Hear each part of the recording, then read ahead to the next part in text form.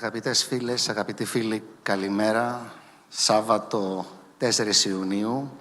Καλημέρα από την Δυτική Ελλάδα, από την Πελοπόννησο, από τον πύργο Ηλίας και από μια πανέμορφη σκαφιδιά εδώ στο Aldemar Resort με μια θερμοκρασία πολύ έτσι ζεστή και μια θερμοκρασία η οποία έχει κρατήσει στο συγκεκριμένο γεγονός όλες τις ώρες από χτες Παρασκευή το πρωί που ξεκινήσαμε και θα μας πάει έτσι σίγουρα και μέχρι το απόγευμα που θα ολοκληρωθεί το συνέδριο. Και όταν λέω θερμοκρασία εννοώ τόσο την θερμοκρασία του περιβάλλοντος όσο και τη θερμοκρασία στην αίθουσα και για τα θέματα τα οποία μέχρι τώρα οι πρώτες 5 συνεδρίες βγάλανε χτες τουλάχιστον Παρασκευή μέσα από περίπου 25 από τους 25 πρώτους ομιλητές. Σήμερα λοιπόν συνεχίζουμε στη δεύτερη ενότητα του συνεδρίου και αυτό το οποίο αναφέραμε και χτες είναι ότι το φετινό γεγονός πραγματοποιείται σε μια εποχή που εκτός της κλιματικής κρίσης που επηρεάζει σοβαρά τα αγροδιατροφικά ή τα οικοσυστήματα θα λέγαμε καλύτερα του πλανήτη, οι πρόσφατες εξελίξεις βλέπε Ρωσία-Ουκρανία δημιουργούν πλέον κέραια ερωτήματα για την επισητιστική ασφάλεια, την επάρκεια και την ανθεκτικότητα των συστημάτων διατροφής όχι μόνο στην Ελλάδα, αλλά στον κόσμο ολόκληρο. Φυσικά η Πελοπόννησος και ειδικά η Ηλία είναι ένας σημαντικός κρίκος στον αγροδιατροφικό τομέα της χώρας, οπότε καλούνται, κατά την άποψή μας, να θέσουν το συντομότερο σε εφαρμογή στρατηγικές προσαρμοσμένες, οι οποίες θα πρέπει να είναι έτσι που να απαντούν στις καταιγιστικές προκλήσεις αυτής της εποχής που διανύουμε, οι οποίες θα διασφαλίζουν τη βιωσιμότητα της αγροτικής παραγωγής και ταυτόχρονα την ευημερία των τοπικών κοινωνιών. Στο συνέδριο, χτες και σήμερα, τα θέματα τα οποία φτιάξαμε στο φετινό πρόγραμμα υπήρχαν τα κεφάλαια, η γεωργία ακριβίας, το περιβάλλον, precision medicine, environmental protection, financing tools, high-yield crops, human capital, the risk prevention and management, and of course synergies between the primary sector researchers and businesses.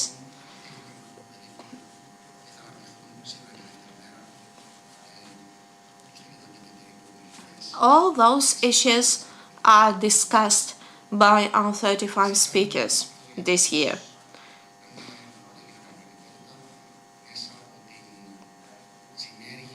This event was organized with the help of very important institutions such as the region of Western Greece and the governor, Nektarios Famakis, the municipality of Pyrgos,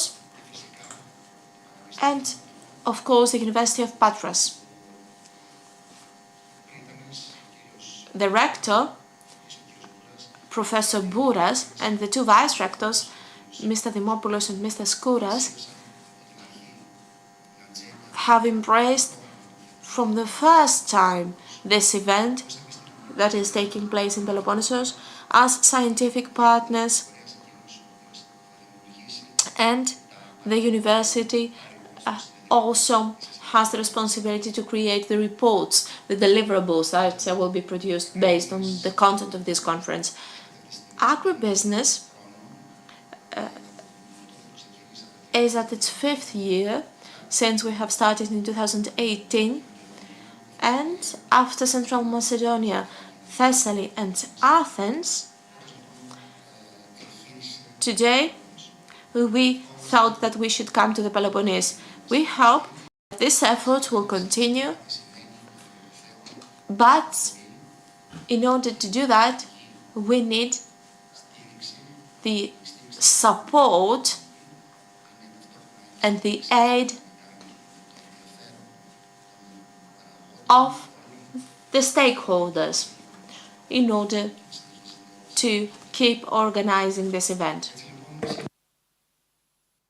So, we hope that in 2023, Agribusiness Peloponnese will be organized again.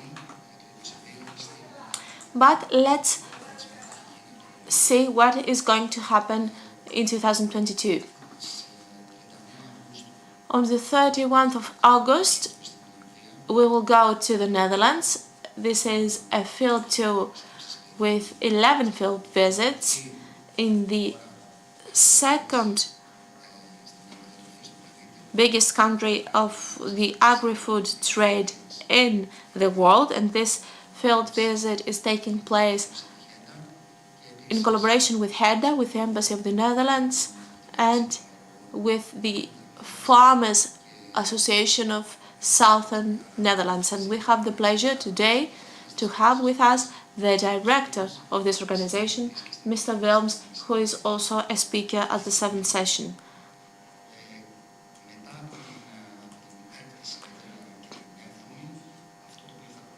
So after today's agenda, our conference will be concluded with a field visit at the winery Brentsikis in order to understand how a local winery can produce high quality wines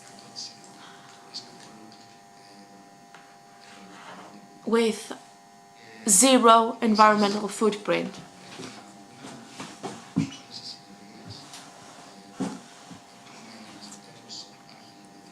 At the end of each session, we have the opportunity for Q&A with the speakers and the audience. So, any question that has been sent by you who have been watching us online, and the moderator of its panel will be able to relay them to the speakers. And of course, all of you who are here today physically can also ask your questions. So, right now, after thanking the National Bank of Greece, who has always been a valuable partner for us, as well as Corteva, I would like to ask the Vice Rector, Dr. Dimopoulos, to join me here in order to address the conference, and then we will continue with the 6th session. Professor, you have the floor.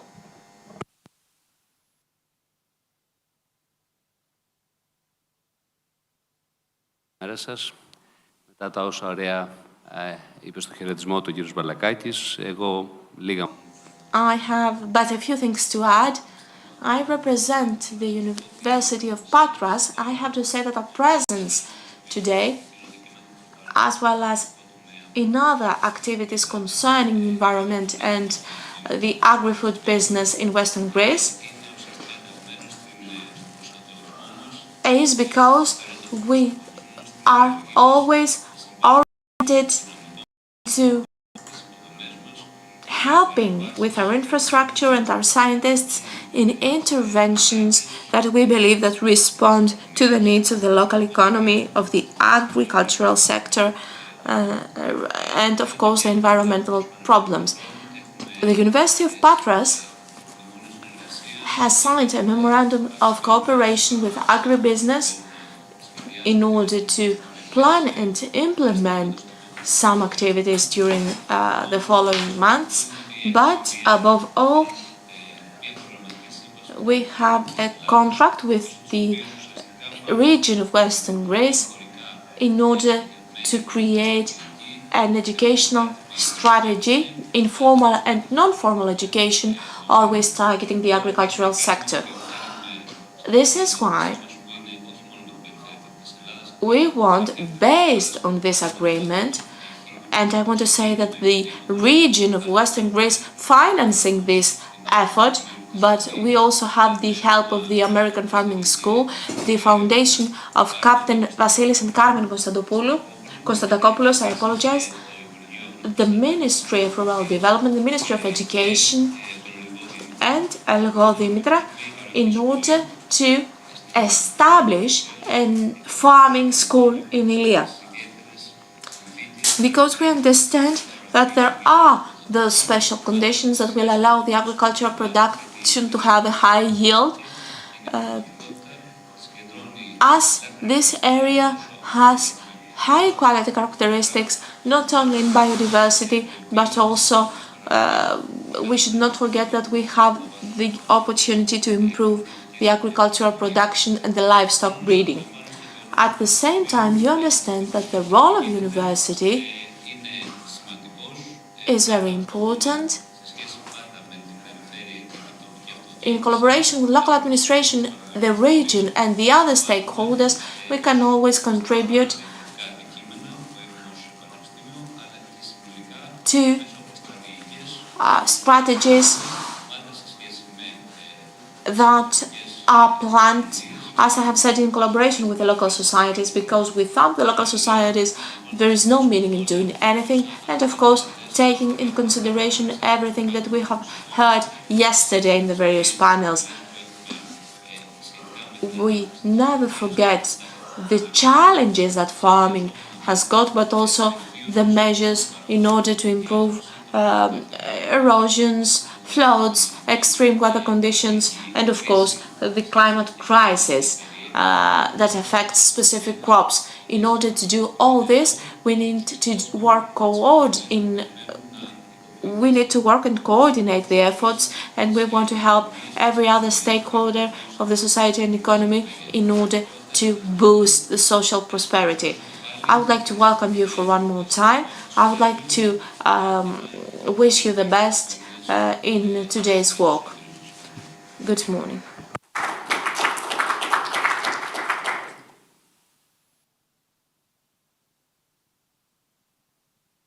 Λοιπόν, στο σημείο αυτό ξεκινάμε την έκτη συνεδρία. At this point, we would like to start with the sixth session of the Agribusiness Forum organized in Peloponnese. It is a session that has many wonderful things to share. I don't want to cause any further delay. I would just like to invite the panelists on stage because the moderator would present them. So we're joined by the President of the National Union of Agricultural Cooperatives, Mr. Satolias.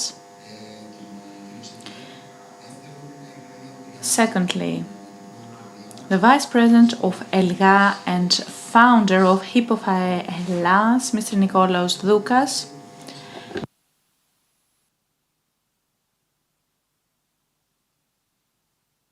Then Ms. Dionisia Brindjiki. She's a winemaker and she owns the estate that we will be visiting at the end of this conference day. Fourth, we have Mr. Kostas Kanaroglu, who is the founder of Kanainov. Mr. Kanaroglu, welcome. And the person who will moderate this session is none other than Professor Panagiotis Zouboulakis. Dear Panos, okay, your speakers have 13 minutes each, and that's a hot panel for you to moderate. Thank you.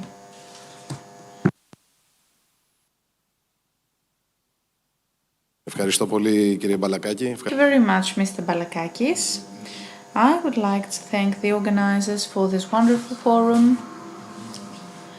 I find myself in places I'm very familiar with because my mom is originally from Ambelonas, a village outside Pyrgos, and I can see the added value of such events for our region.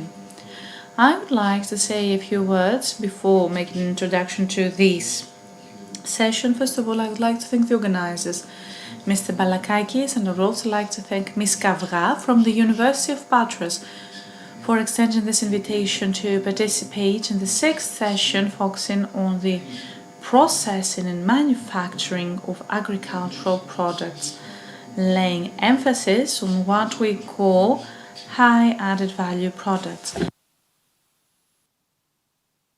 When it comes to processing, many things can be said. It's true that we all understand its significance in secondary production.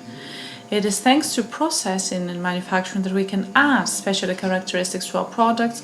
We can improve, we can reduce their volume, we can add value, find new markets, achieve better prices. The European Farm to Fork strategy is one of the major global challenges with regards to the sustainability of production and its ability to meet the constantly increasing demands, as well as the new recommendations in food security aspects, for example, novel food,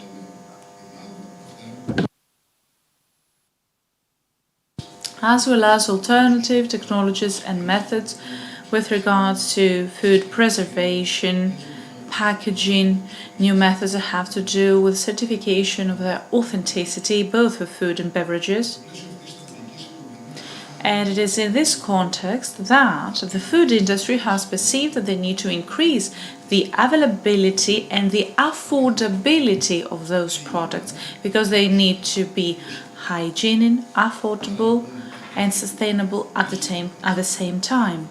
This means that we need to differentiate ourselves in terms of our suppliers, the composition of food, and I'm talking about suppliers because we also have the Green Deal that was recently signed. That is an important development for our sector. I cannot help but wonder, is the food industry the one that enjoys the privilege of processing the food? No.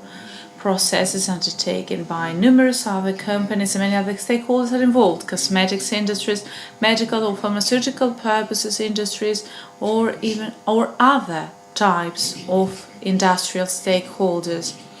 With all those partners actively involved in this field, it is easy to understand how important this sixth session is, with a valuable panel that I would like now to introduce to you gradually as they take the floor. I start by giving the floor to Mr. Pavlos Atolias. He is the president of National Union of Agricultural Cooperatives. He is a professional livestock breeder, and he is also involved in the Agricultural Cooperative of Calabria. He has served at the board of the Pan-Hellenic Federation of Agricultural Cooperatives, PASEYES, and he is very active in numerous similar associations. He is also a member of the Interprofessional Association for Feta Cheese.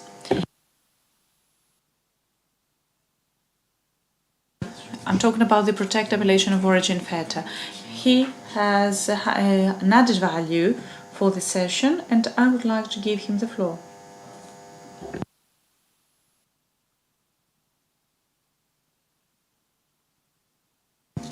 Good morning. I would like to thank the organizers, as well as Yannis Balakaki especially, for this invitation. It is very important for people in the food production chain to meet together after endless and countless remote meetings. So we're here in order to draw safe and fruitful conclusions with a view to developing the Greek agriculture, because we want to increase our share, the share of the Greek agriculture. I would like to speak in my capacity as the president of our cooperative at Calabria that produces a high nutritional value product and a high added value product. I'm talking about feta, which is the flagship of the Greek livestock breeding sector. And of course, I'm here also in my capacity as president of the National Union of Agricultural Cooperatives, ETHEAS, representing all the cooperatives of the Greek agriculture and processing sector. We all operate inspired by the principles of collectivity and common effort. I will start with an optimistic note, saying that the agri-food sector is of the essence both for the world and local economy. We saw that yesterday in Greece. This sector of food, beverages and tobacco ranks first in terms of the number of businesses operating there among the various processing sectors. We have 16,000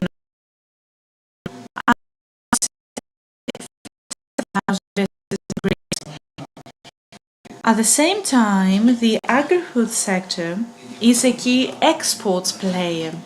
And I would like to share with you a major achievement for the year 2020. It was the first time that we have now a positive trade balance with 207 million euro surplus. And I would like to remind you that in 2014 this was 2.3 or 2.2 billion euro. That's a very important figure, and it shows how promising this is for the Greek economy, because we find ourselves in a crossroads. I'm talking about an important sector, and the agri-food sector has to do with our food. It doesn't have to do with any services, because before going to the services aspect, we need to start by feeding our people.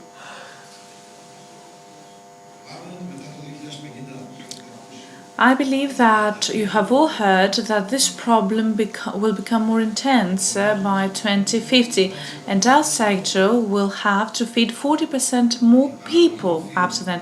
The production of food due to excessive consumption and the selection of food by certain population groups means that the food production needs to increase by 70%. At the same time, we know, and we heard that yesterday, we have climate change, the climate crisis, as we call it nowadays, that makes it imperative to adopt specific measures in order to address food waste, water resources management, greenhouse gases emissions, soil degradation. Today, 75% of our soil is degraded. According to studies, this will go as high as 90%. Can you imagine the problems that are lying ahead? And we also have now an armed conflict between two countries that produce grains.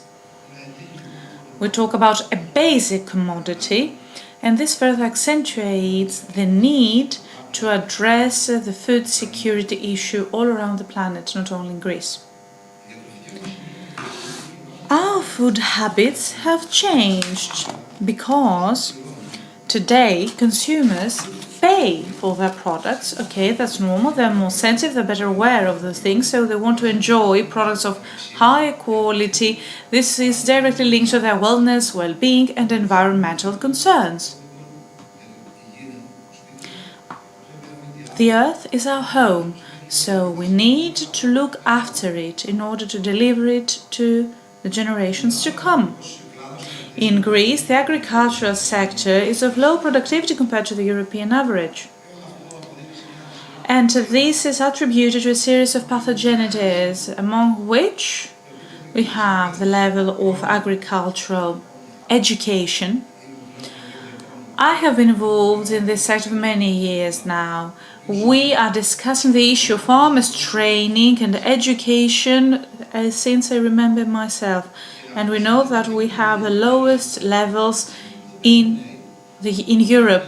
And this is combined with the aging population, because we no longer have young people entering the agricultural sector. 68% of the worldwide population will live in urban centers in a few years. And of course, this can be also attributed to the small size of agricultural holdings. This is also linked to the aging of the population. Because you do realize that we have people who cannot assimilate and keep up with those changes. This is also accentuated by the low level of collaboration. I must say that Greece ranks among the lowest positions in terms of the agricultural product, and this product that is marketed through cooperatives is just 10% of the overall production. Whereas in Central Europe we have 50% on average of the products being circulated through cooperatives. This is indicative of the importance of the cooperatives, not just to blame ourselves or to blow our own trumpets. We know that the consumers, the farmers, need to operate in balance because we're all the links of the same chain. It is important to help this aspect grow. So, when it comes to our experts, we're present all around the world, across all continents, with very typical and strong products, key ambassadors that are well known. Olive oil, top quality olive oil, cheese products, with feta, of course, being the flagship product, fruit, packaged goods that are of high potential, and all those things travel all around the globe.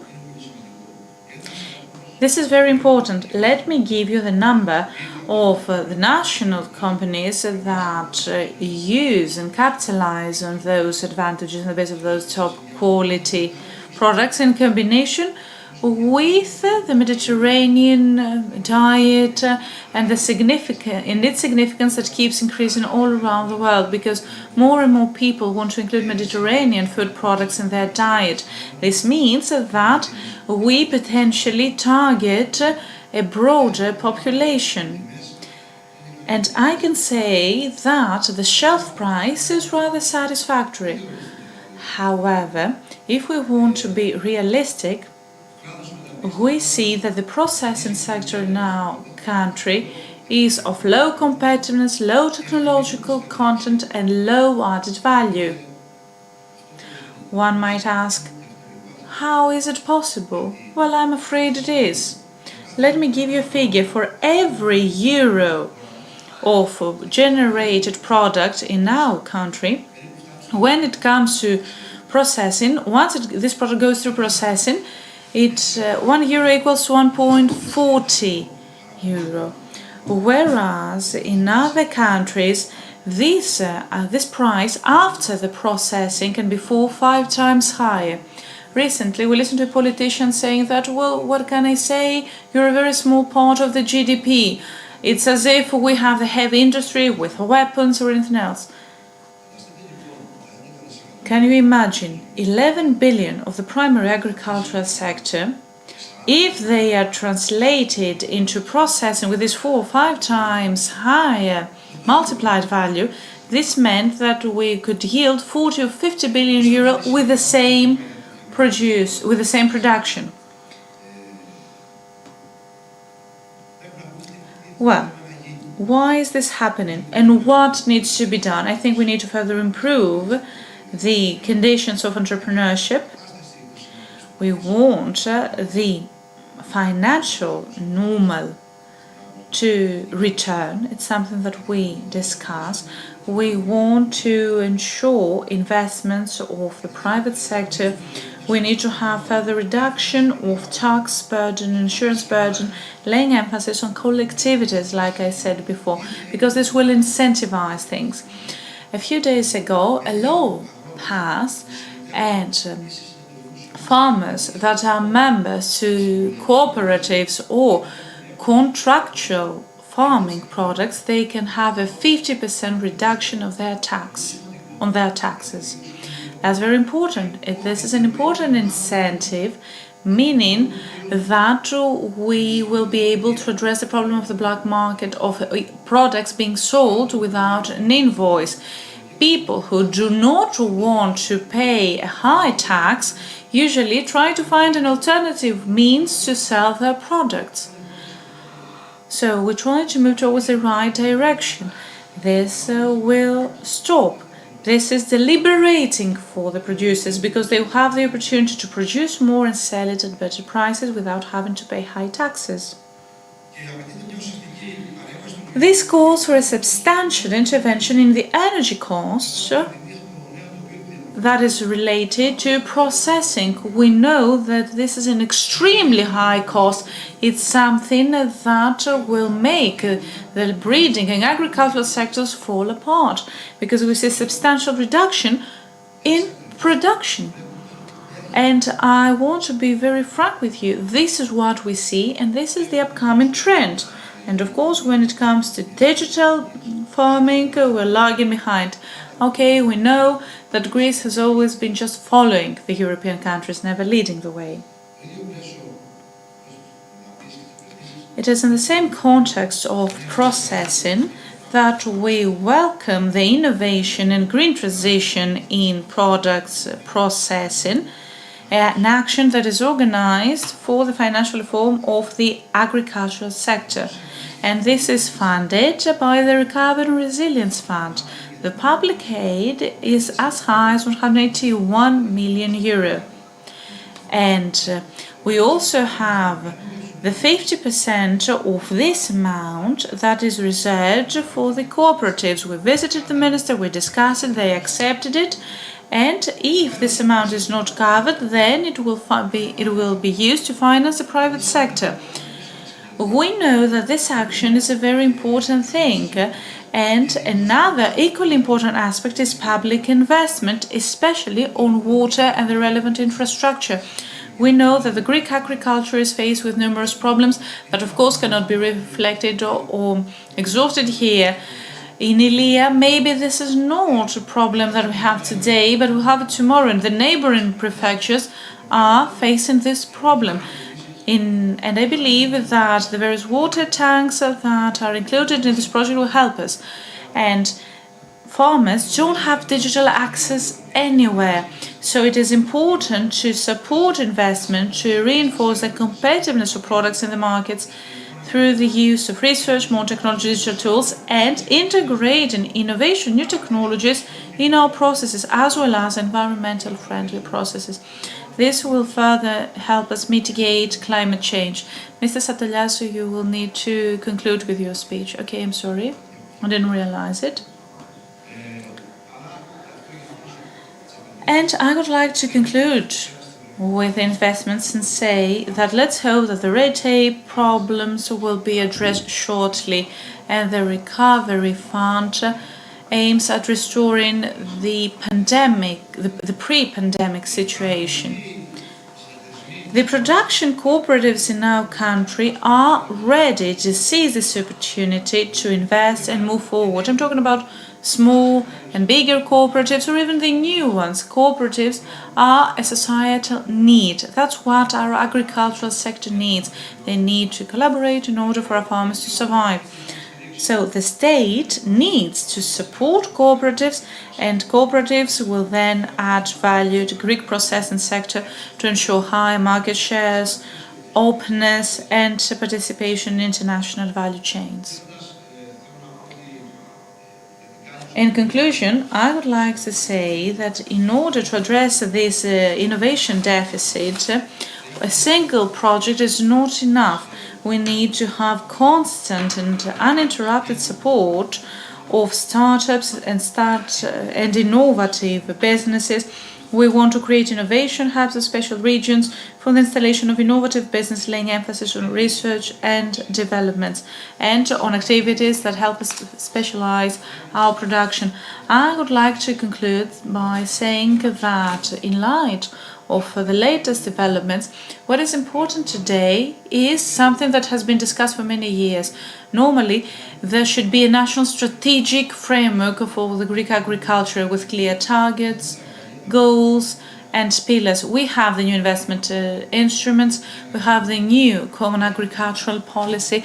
Nothing has been done. So we're here, we're already running late, and we try to ring the alarm bells for the entire society.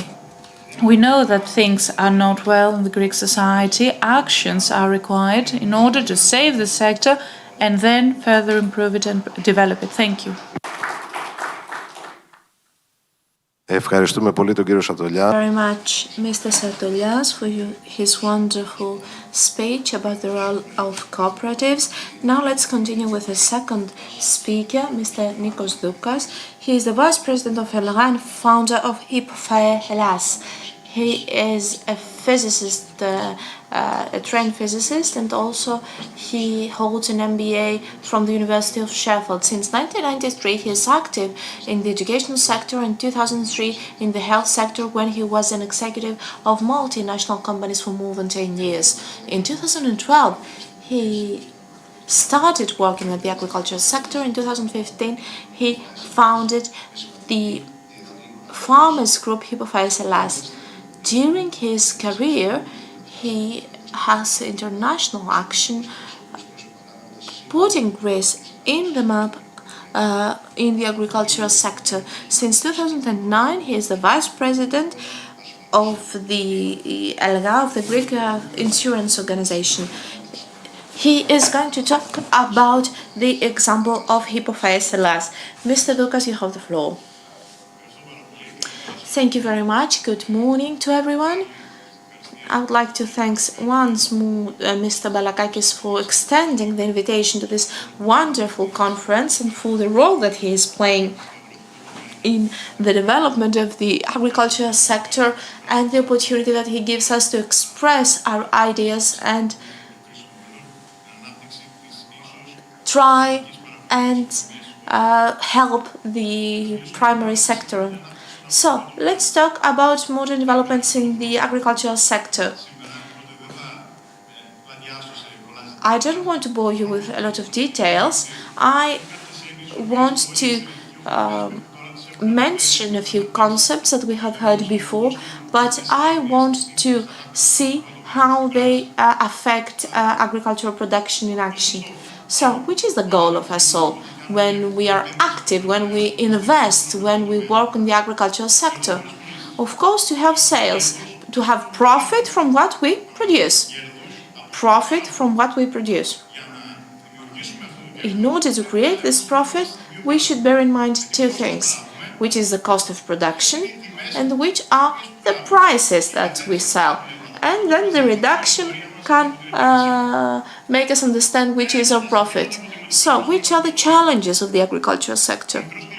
The small agricultural holdings, which is a very important issue. The high cost of production, which keeps getting higher and higher. There is an issue also with the business analysis of our investment. And based on my experience, there are only a few cases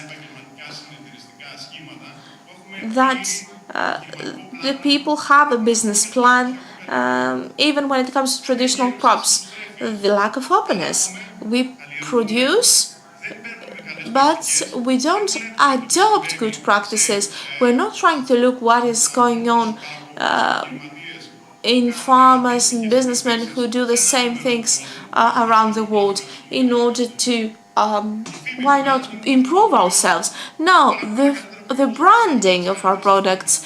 We have the best climate conditions in the world, but nobody knows it. The point is to communicate that to consumers.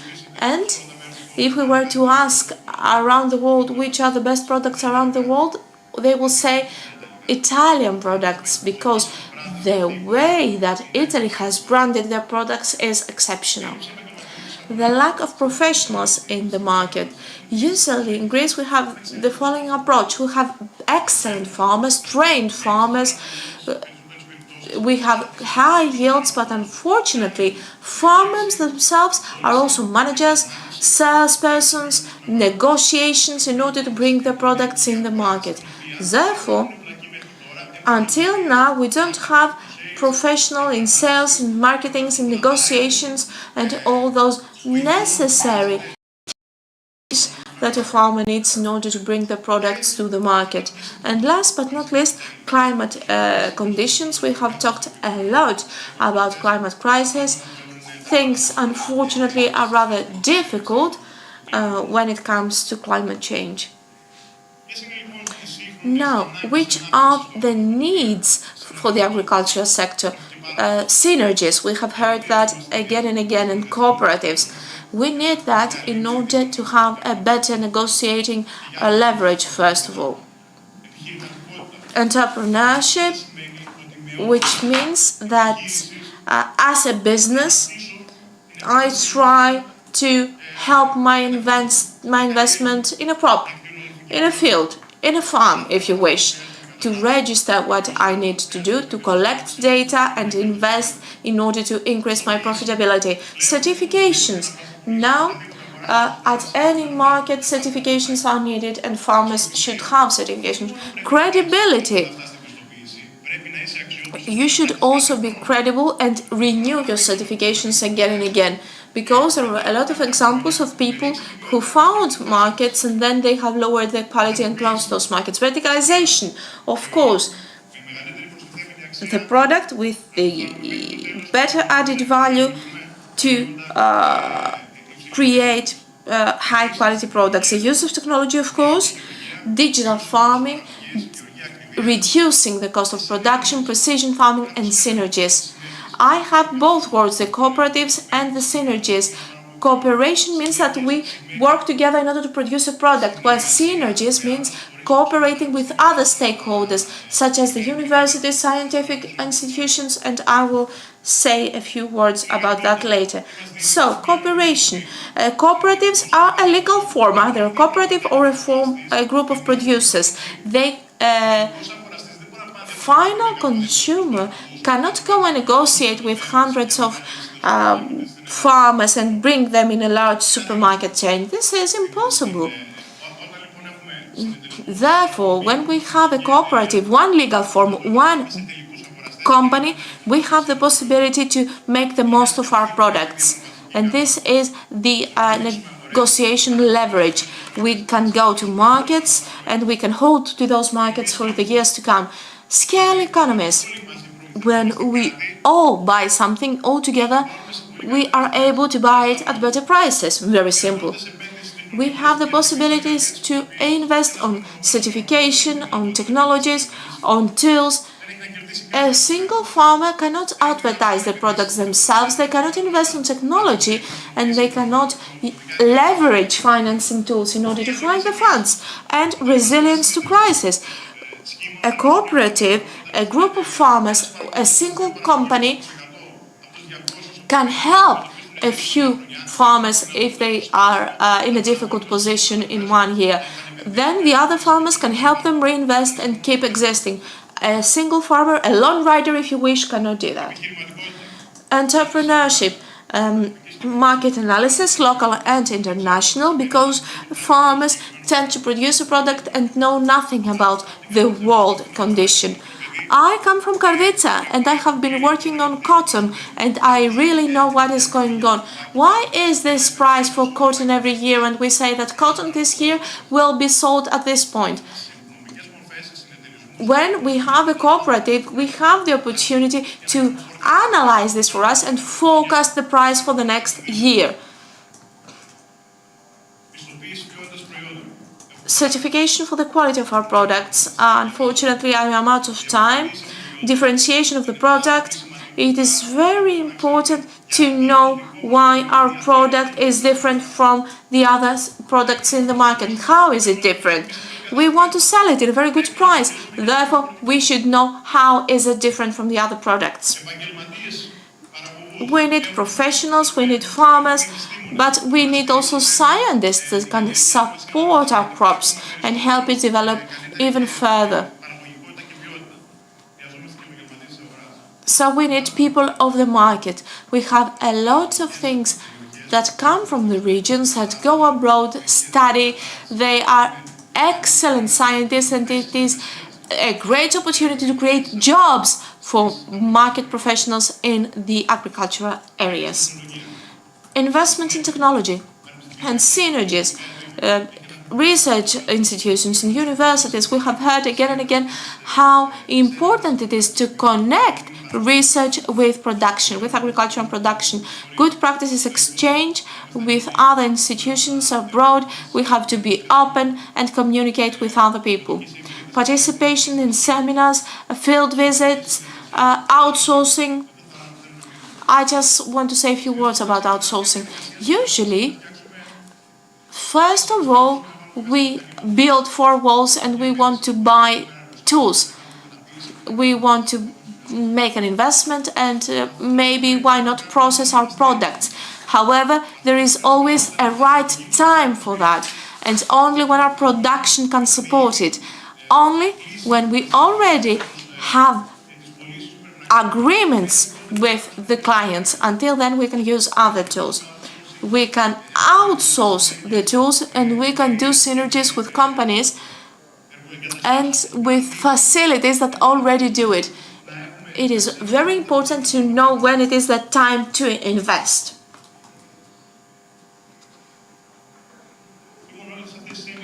So I will try to combine all those concepts with an effort that we have been doing from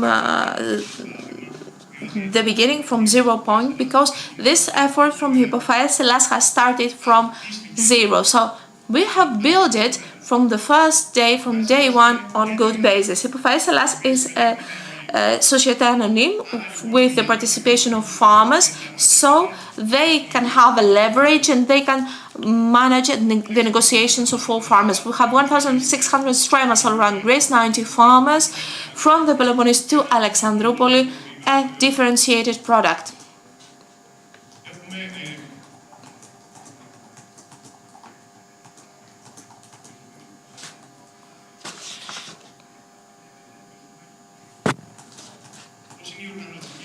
Our organizational structure, we have the mother company, Hypofaeselas, which is a company for trade and cultivation of crops, and it is supported on the one hand by an agronomist company, as a scientific company that is the representative of the plantulets of the sea buckthorn berries.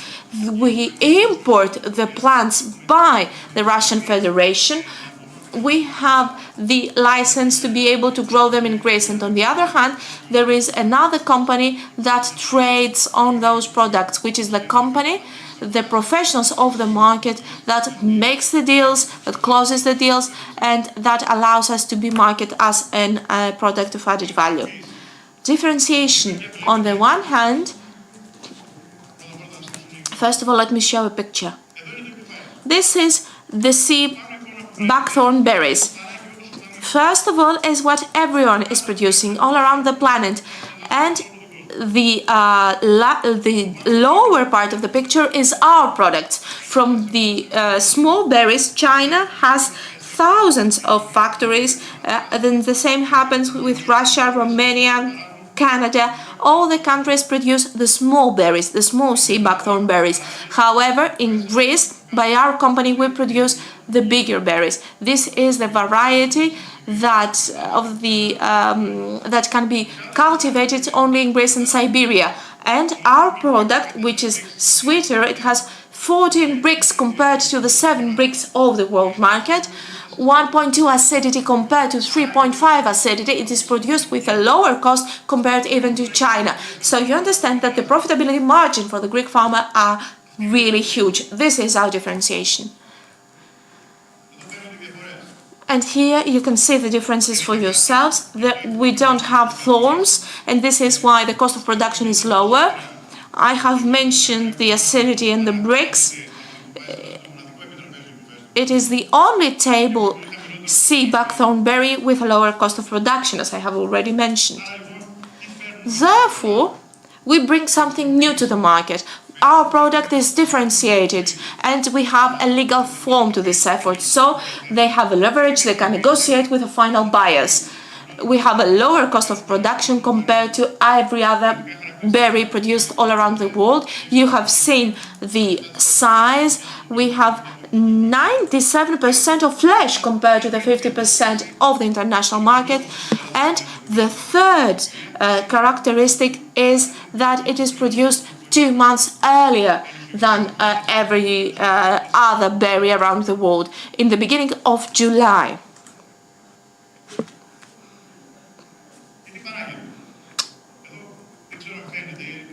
I don't know if you can read the small letters, but as you know, the sea buckthorn berry is considered as a superfood. However, it has great differences. Its nutritional characteristics are unique compared to every other natural plant-based food. We have all the omegas, the only plant product that has omegas and vitamins in huge quantities. For example, if you can see, vitamin D has 3,000 micros, and a person just needs 5 micros per year.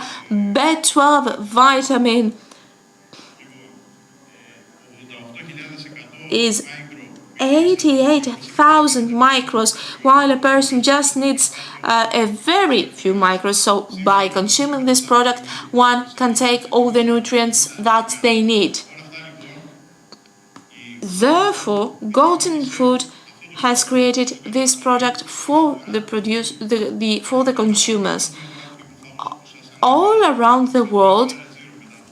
With 100 billion markets, they want to produce products for pharmaceuticals because the product cannot be eaten, it is not edible, but we want to go to the final consumer who will be able to buy a juice with an exceptional taste, with just 4 grams of the compensated fruit, and to have all the daily doses of the vitamins and the nutrients that a person needs, and at the same price that they can buy any other juice. And we want to market it in the supermarkets all around the world. Therefore, I want to conclude by saying that we have shown which are the practices that should be used in the agricultural sector. It has started from zero. Those were the practices that we use, and each person should do the job. The farmer is farming, the scientists are doing the job, and the marketeers also do the job by supporting the farmers. Thank you very much. Ευχαριστούμε πολύ τον κύριο Δούκα. Much, Mr. Doukas. Τόσο διαφοροποιημένου προϊόντου. Thank you for presenting such a differentiated progress as well as presenting the modest branch of your essay. Now, let's now give the floor to our third speaker. It's Miss Dionisia Brindjiki. She is the general manager at Brindjik's estate that we will visit later throughout the day. It was established in 1994, following the winery tradition of the family. Brindjik's estate has been the first green winery of Greece, with the production of organic wine and practically zero carbon footprint thanks to the use of geothermal energy and photovoltaics. Her presentation is entitled Production of Organic Wines with Zero Carbon Footprint.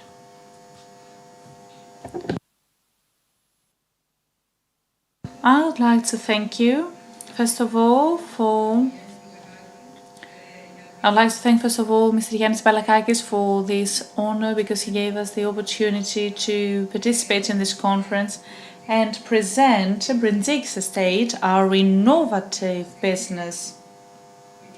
This is a family business that has been created over the past years. Brindjik's estate was established back in 1995 by my husband, Dionysios Brindjikis, and myself. The past 30 years appeared to me as an adventure full of disruptions, and I believe that things are now running more smoothly. We're one of the lucky entrepreneurs who have the opportunity to see their vision come to life.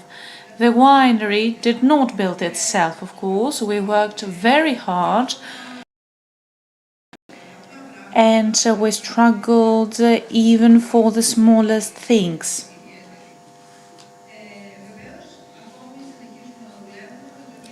We keep working at the same crazy pace, but we're proud to say that we're the first green winery in Southern Europe. We are independent energy-wise since 2010 and zero carbon footprint since 2012. In 2014, we built the first geothermal installation in our business. It is the first to be installed ever in a similar operation. And right now, we're considering installing a hydrodynamic system that will generate green energy in order to provide energy for the biological cleansing and organic fertilizers production from malt and the residues of grapes. We built the first brewery in Pyrgos, in the prefecture of Ilia, and this business, Atrium Vinea, is energetically independent. We also have built residences that are exclusive here in Iliad. The old water mill of our family was included in the tourism agenda of our business. Everything I mentioned before include activities that have zero carbon footprint. Right now, we try to verticalize our actions, and our final goal is to offer agritourism, wine tourism services, and wine is our first love, and it remains alive and kicking and thriving. With everything we have implemented, we have now reached a point where everything else we're planning for the future needs necessarily to be innovative and groundbreaking. We need to find new ways to do the new things we envisage. We started with the Vines Adoption Flagship Program, and the ambassador of Israel has already adopted some of our vines, and they're named after him. We believe that digital and agri-food tourism, as well as wine tourism, are here to claim a big part of the tourism capital. We have completed the drafting of a marketing plan, and we want to make the most out of this upcoming touristic trend. In the area of ancient Olympia, competition is potentially fierce. Actually, we see that the biggest part of our tourism capital in the area remains unexploited. 1.5 million visit our region every year. And they spend only a few hours in the area. Well, they don't stay for longer than 3 days in the region. So this is why we need to capitalize one of the wealthiest roads all around the world. Our region is one of the most underdeveloped regions in Greece, I'm afraid to say. And this is a sad observation. On the basis of this observation, we generated this innovative idea, a way to radically change the way in which we use our tourism capital. I am sure that our paradigm will be copied and proliferated by others. Good ideas come to us when we're financially exhausted, either due to the pandemic or the crisis in the market or the war. But now it's the time to help ourselves.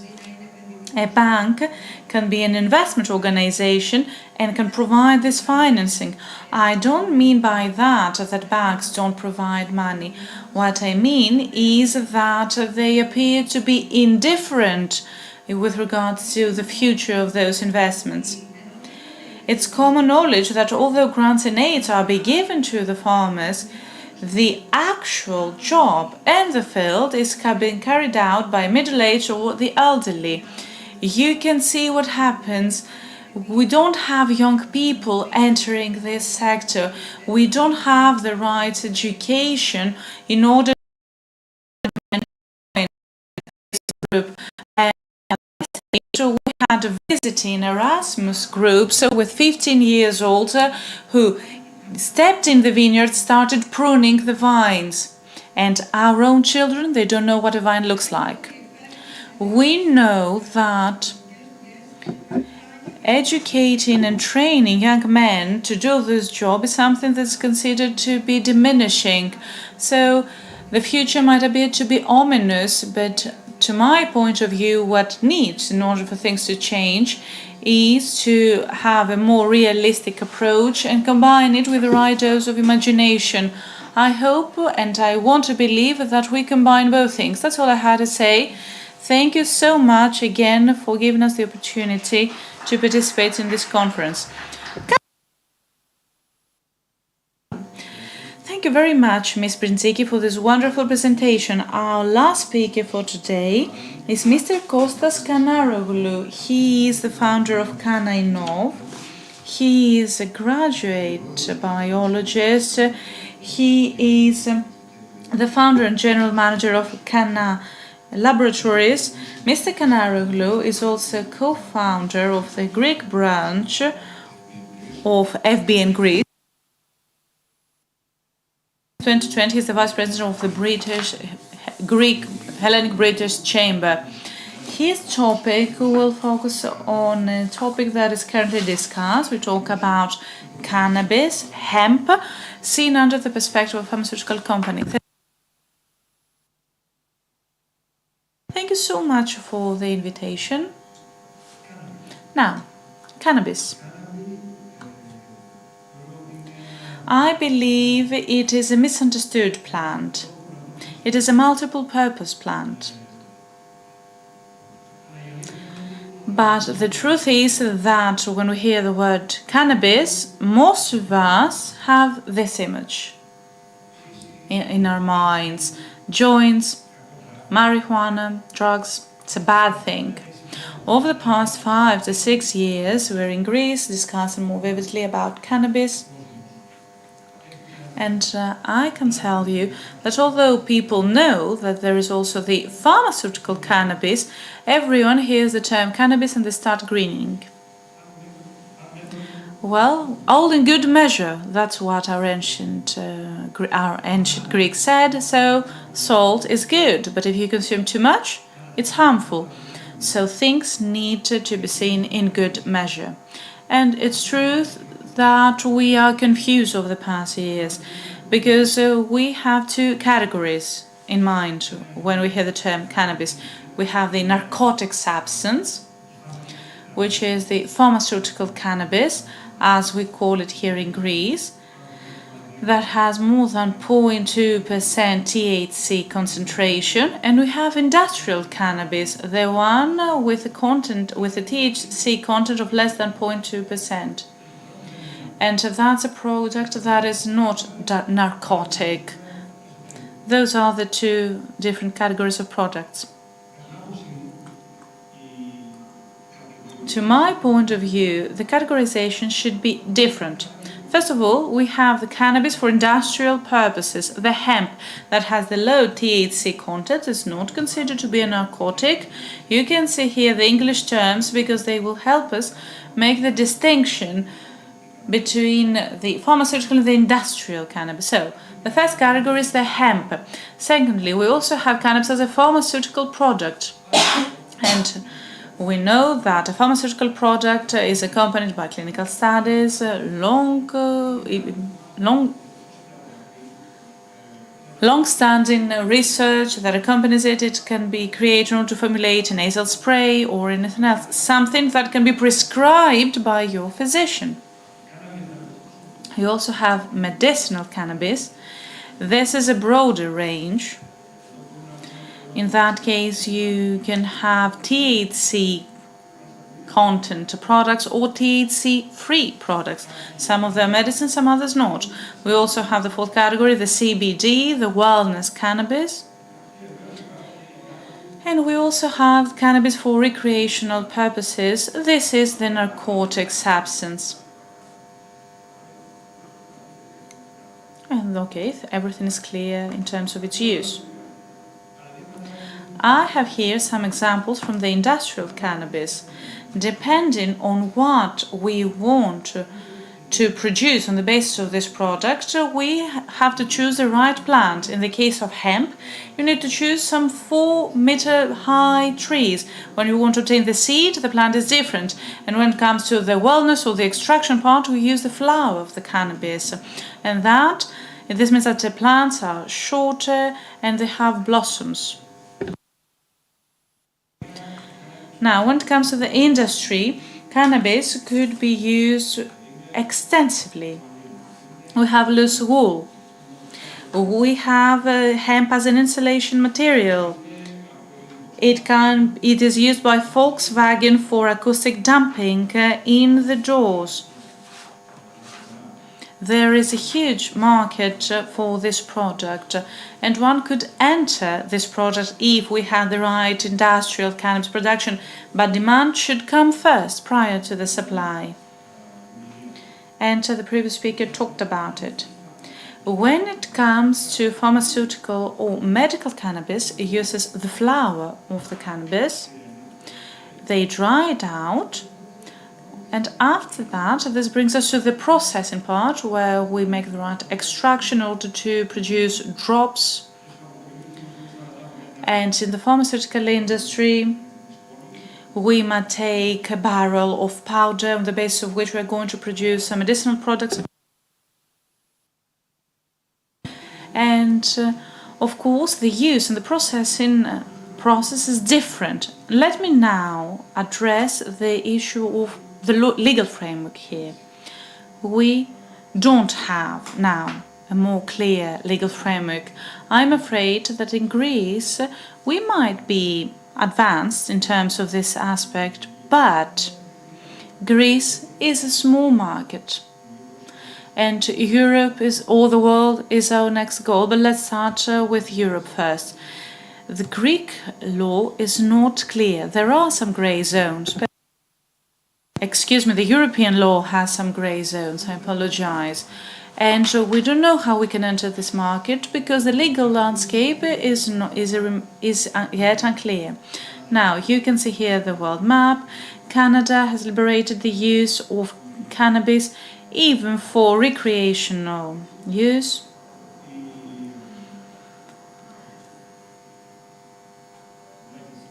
In the United States of America,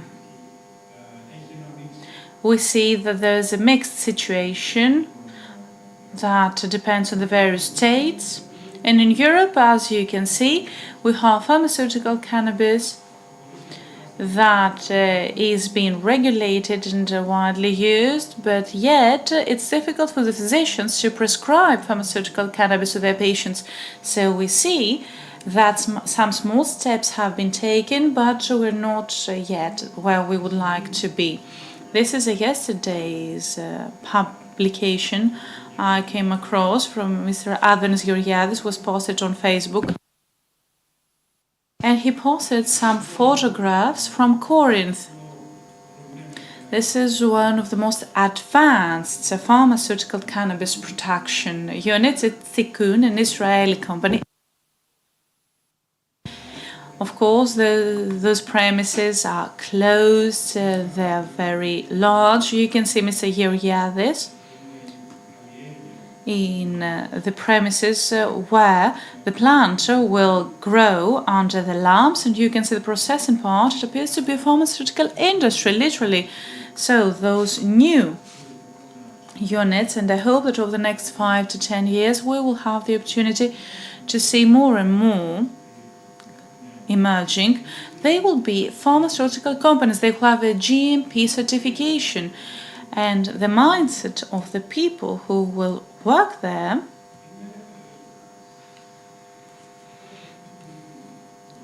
will have to be the same with the mindset of the people working in the pure pharmaceutical industry. Now, let me say a few things about Kanainov. It is a company that was established 4 years ago. It is a spin-off because we wanted to enter the pharmaceutical sector and cannabis in general.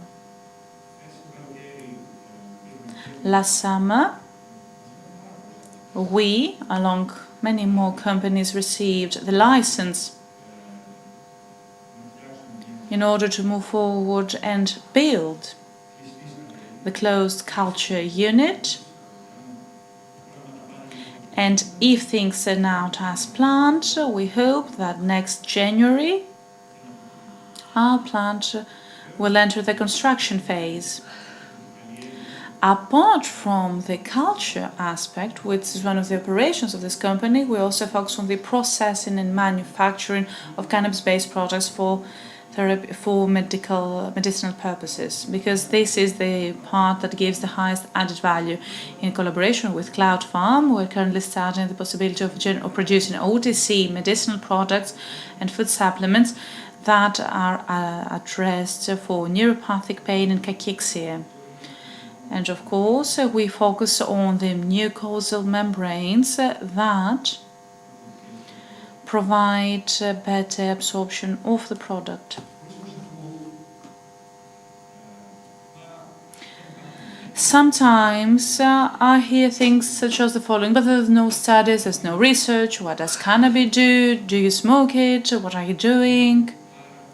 Actually, There are many studies that are underway all around the world. Novartis, Roche, and many other pharmaceutical companies carry out medical studies, and every medical product takes time. You will see over the next 5 to 10 years, we will see more and more products that will replace the currently available medicinal products. I believe that this is the future of pharmaceuticals.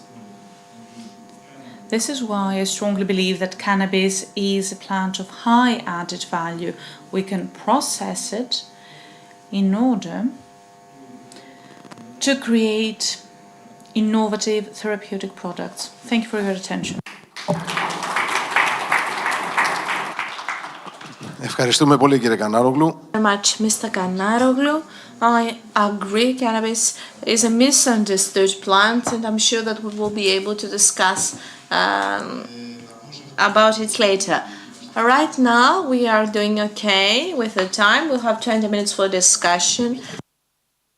You will allow me to ask my questions first, or to ask the questions of the internet.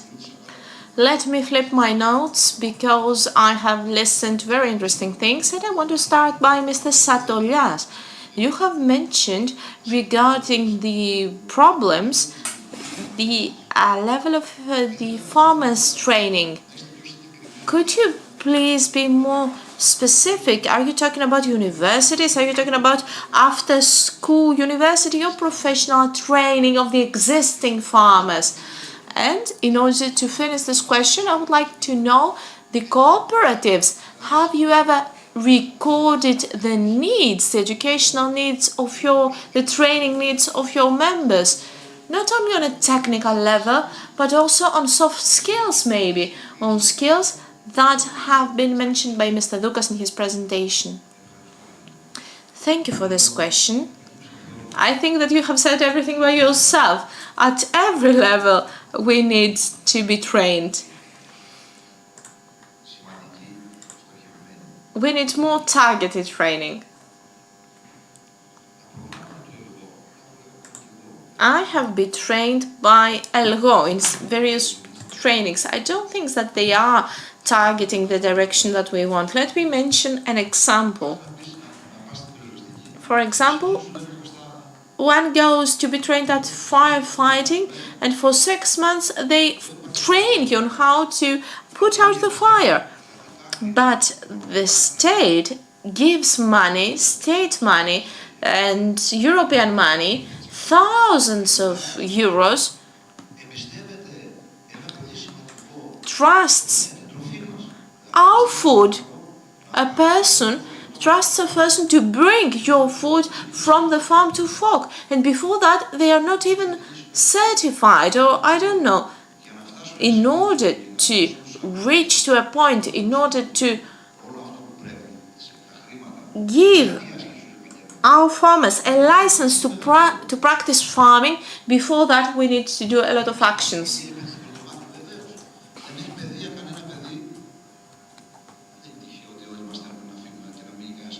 It is not by chance that no kids dream to become farmers. Kids want to become policemen, officers, doctors, or footballers. I'm talking about all the levels of education.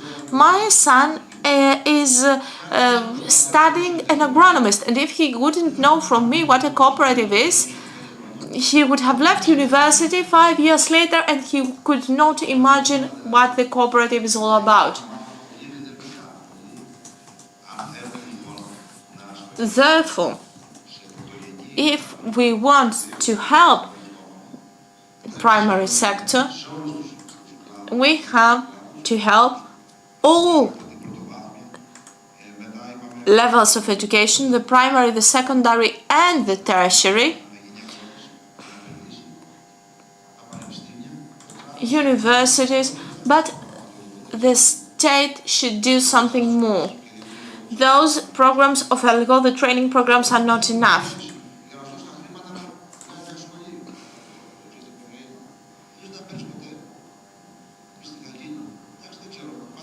I don't know. I just think that we're not doing enough. And when it comes to cooperatives, of course, for all these years, we have understood that apart from a few cooperatives that already exist, most of the cooperatives do not have the needs of the farmers registered or to try and train themselves. We have a new law, a recent law, that farmers should be trained. I don't know if you agree with me, but in Greece we have excellent laws, but they are not implemented.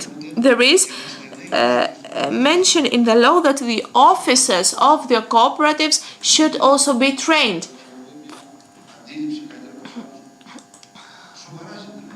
All those issues are really important because training and education is also linked with the aging of the farming population.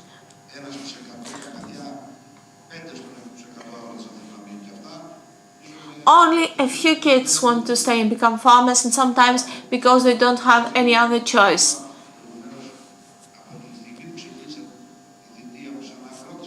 From the first moment that I became a farmer, I kept discussing those things. But we should keep discussing it because we have to find a solution. And also universities bear a responsibility. We have to work together with universities in order to find solutions. Therefore, training and education for me is a very key point when it comes to agricultural production.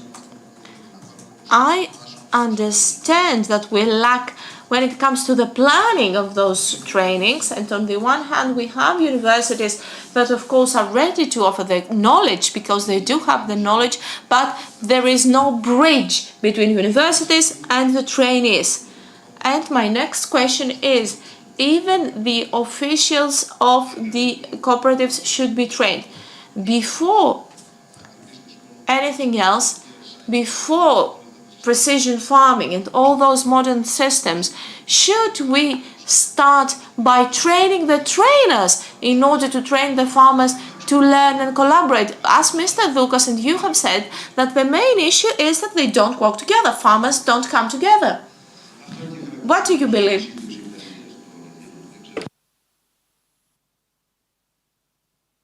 Maybe this is part of our rationale. There is a saying in Greece that we want the neighbor's goat to die. We don't care about our own animals. There are some good examples, and there are some good examples of the private sector and private businesses, such as this winery or Mr. Doukas' company with the sea buckthorn berries. Some people have the possibility to seek training by themselves. We are discussing about precision farming and the use of technologies that will reduce the cost, but who is going to implement this? People who are not trained? And my proposal is that we should organize trainings in every level and in order to be able to choose the right path. Each and one of us should play their role to the food chain. The farmer should grow, and then other people, and this is why we need corporations and cooperatives, people who know to process and who know how to sell, should also do the jobs that play in their respective roles.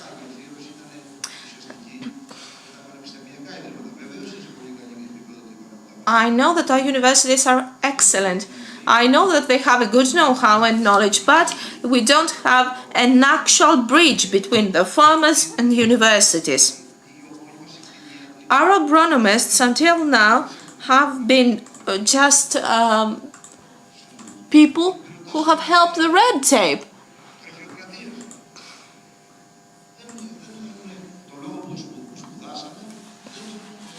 They don't actually have the chance to do their job. Thank you very much, Mr. Sartorias. Now I would like to give the floor to Mr. Doukas with a similar question. You have spoken about synergies with the universities. I have never believed that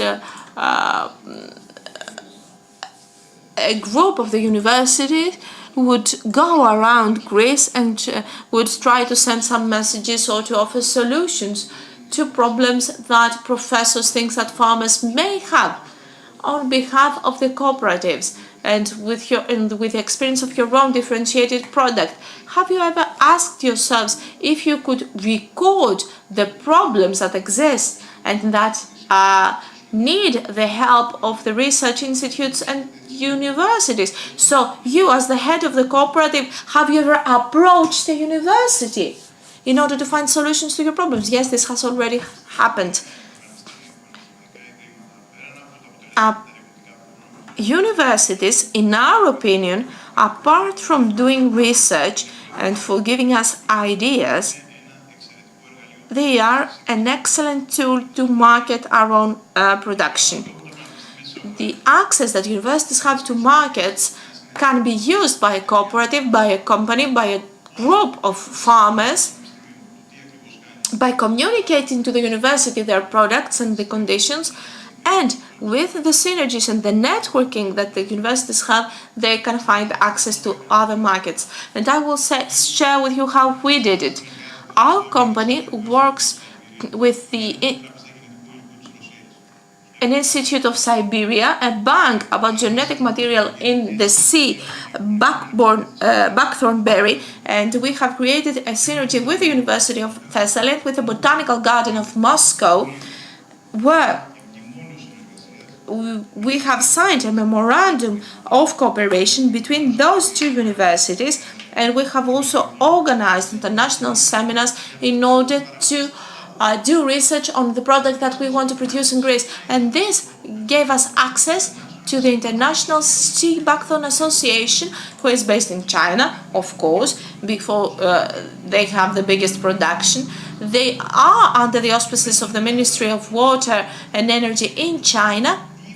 And before already producing, all the planet knew what we want to produce. So they have the international market, so to say, have been expected our own production. So apart from training, because with the University of Thessaly, we have created a guide of the farming. What is happening? When should we irrigate? How we are going to do an intensive farming. So we have know-how, a unique know-how all around the world, and we are exporting this know-how. This is what happened because we have collaborated with all those universities. However, the access that they gave us to the market is something valuable. This is why I'm talking about synergies all the time. And if you allow me to add something to what the President said, the lack of the willingness to collaborate is due to the lack of education. If we don't have an education, a training in entrepreneurship in order to make people understand that only through the synergies the profit will come, so there is this lack of knowledge that by participating in a group of farmers, they will be able to maximize their profit. And of course, cooperatives should not prove again and again that they don't carry the problems of the past.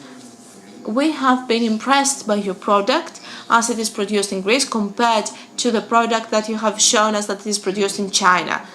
Not only about the size, but mainly about the qualitative characteristics and its nutrients. Was this planned? So, by bringing this variety of the berry in Greece, did you know that you will achieve the good results, or luck was by your side? Luck aids the people who dare. What is happening, and of course it is a luck, okay? It was by luck, but also we know that we have the best climate and soil conditions all around the world, and the only thing that we should do is communicate it with the consumers.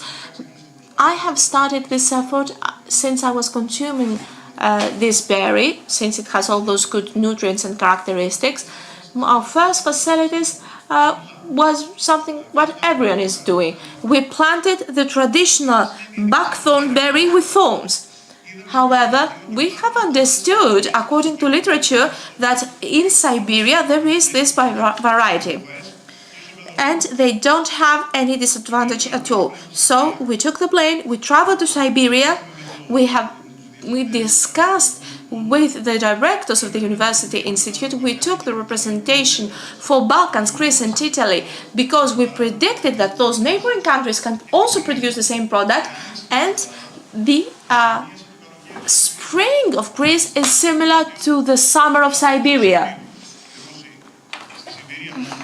In Siberia, they produce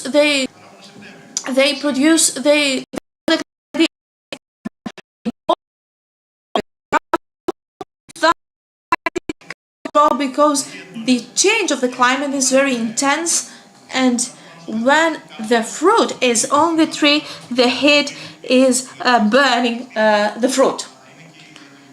So it is not only by chance, it was also the good conditions of our country. Thank you very much. A last comment is that I would not leave the pharmaceutical aside. I know that food industry will have the first access, but since you have all those good nutrients and vitamins, I would also consider approaching the pharmaceutical companies as well. Of course, we have also products that are targeted to this industry. I mentioned our differentiated product and how we want to market it for the tables, for the food industry. Now I will continue with Mrs. Prinzeki. You have mentioned that one of the competitive advantages of your winery is the local varieties of the grapes. And I want to ask you, in Greece we have 300 local varieties. Do they give added value to your wine, to wines? And why do you believe that they are famous abroad?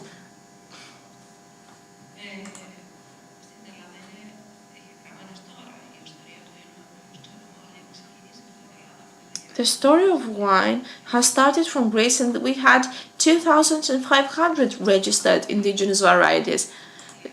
France took advantage and worked very well on those varieties, and now we are importing them back as Cabernet, Merlot, etc. Of course, it is very interesting to see how we can promote the different varieties all around the world. Ktima Brinzeki, our winery, is exported, and we have experience because we have been collaborating with the Ministry of Rural Development. Nevertheless, we are growing Greek varieties for the last 30 years. We started with Avioustiatis, and now we are growing Tinaktorogos for the last 15 years, and we are the only winery around the world that we grow this specific variety. If you say the word Tinaktorogos in the USA, people go crazy.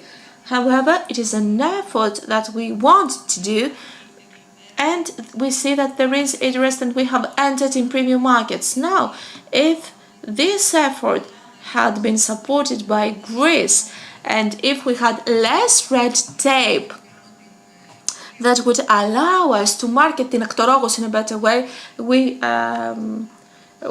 things could have been easier for us, because we had a lot of challenges. The variety by Tinaktorogos, by the ministry, is not yet identified. We are really doing our best to identify it. So there is a lack of coordination, in my opinion. We are doing it with our own, and we work with Yorgos Kotsaridis and the universities. We are producing our protocols. We are a small company.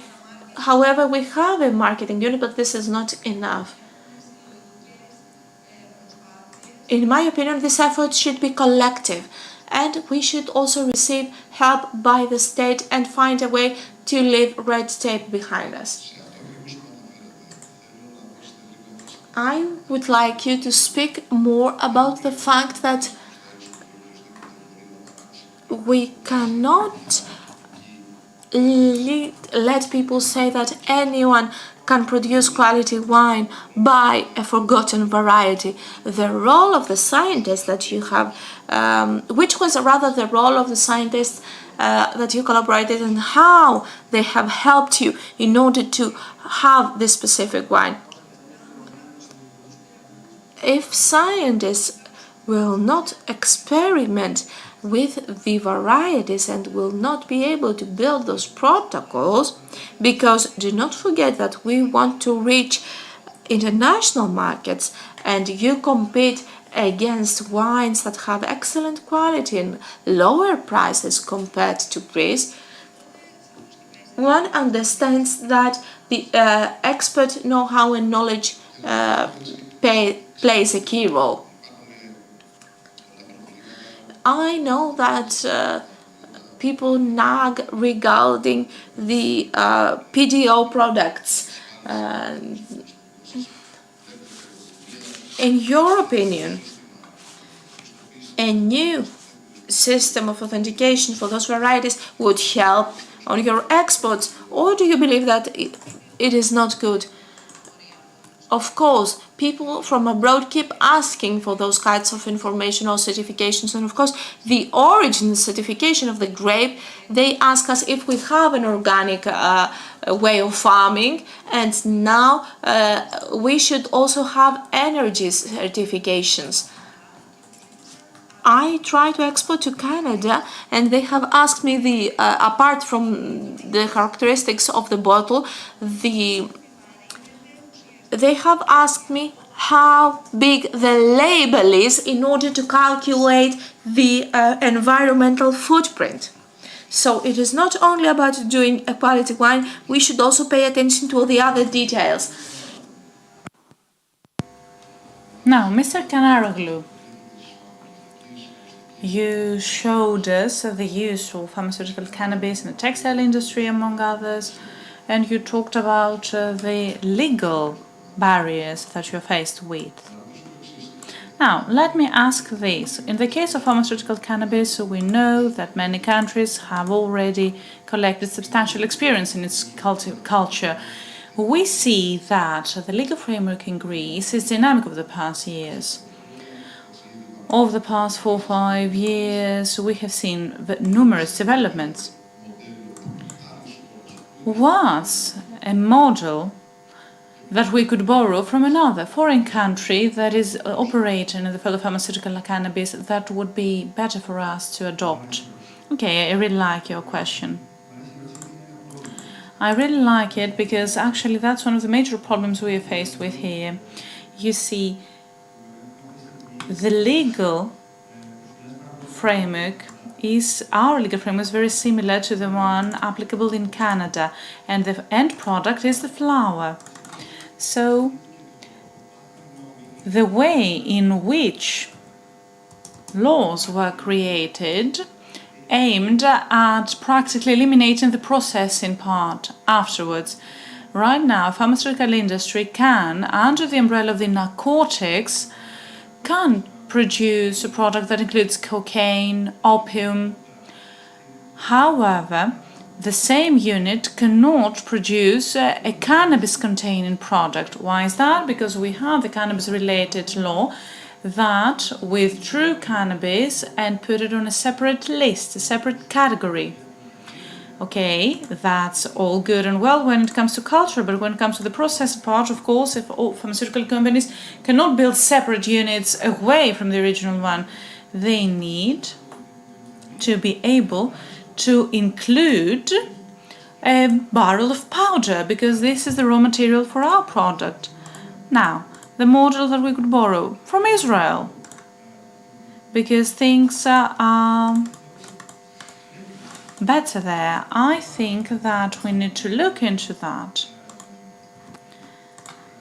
We know that we have companies that produce those products. Maybe it's not the end product, but they use as a raw material, and this raw material will be grown, will be produced, and then we need to be able to sell it. The pharmaceutical industry elsewhere.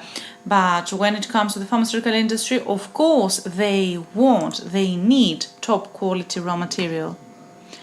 It's true that here in Greece, we produce all those things. Yes, I see that all the licenses are now underway. And you have a specific plan to generate cannabis-based products for pharmaceutical purposes. Now, you are pharmaceutical industry.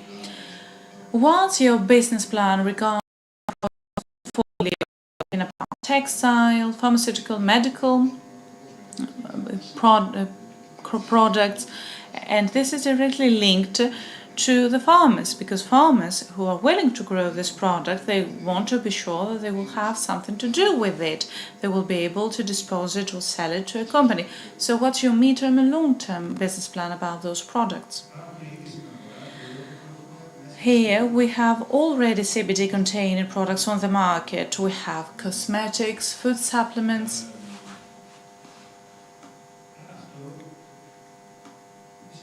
This means that there is an interest for the pharmaceutical industry, because the pharmaceutical industry also generates products that have to do with health and wellness. So there are OTCs, you go to the pharmacy, you buy them, and you're sorry. So there is a clear need for those products. But, like I say, again, in the case of the pharmaceutical industry, we don't want the flower. We want a bag of powder, something that has already been processed. It has been extracted to give us this form of raw material. Or we might also need the isolates, the extracts, yes. So, the first stage, and this is where we're right now, we try to launch products on the market that don't fall under the narcotics umbrella. They fall under the separate category of products containing less than 0.2% THC. At the same time, our research includes the higher concentrations of THC, but this takes time. When we talk about research in drugs, pharmaceuticals, and therapeutic products, takes time, because we need studies, clinical studies, then we need to have the approval of the regulatory authorities. So it takes time. We will get there, but we have to walk to get there. So when farmers ask what they need to produce, well, setting up a unit for pharmaceutical industries requires millions of investments. So I don't think that this is the answer to their problem. But when it comes to growing cannabis in order to use the hemp or the flower, then yes, there is a market for this product, but they need to identify the market before they start growing. There are some industries in Greece, but they're but a few. I don't know if you have big industries in Greece that use the fibers of hemp.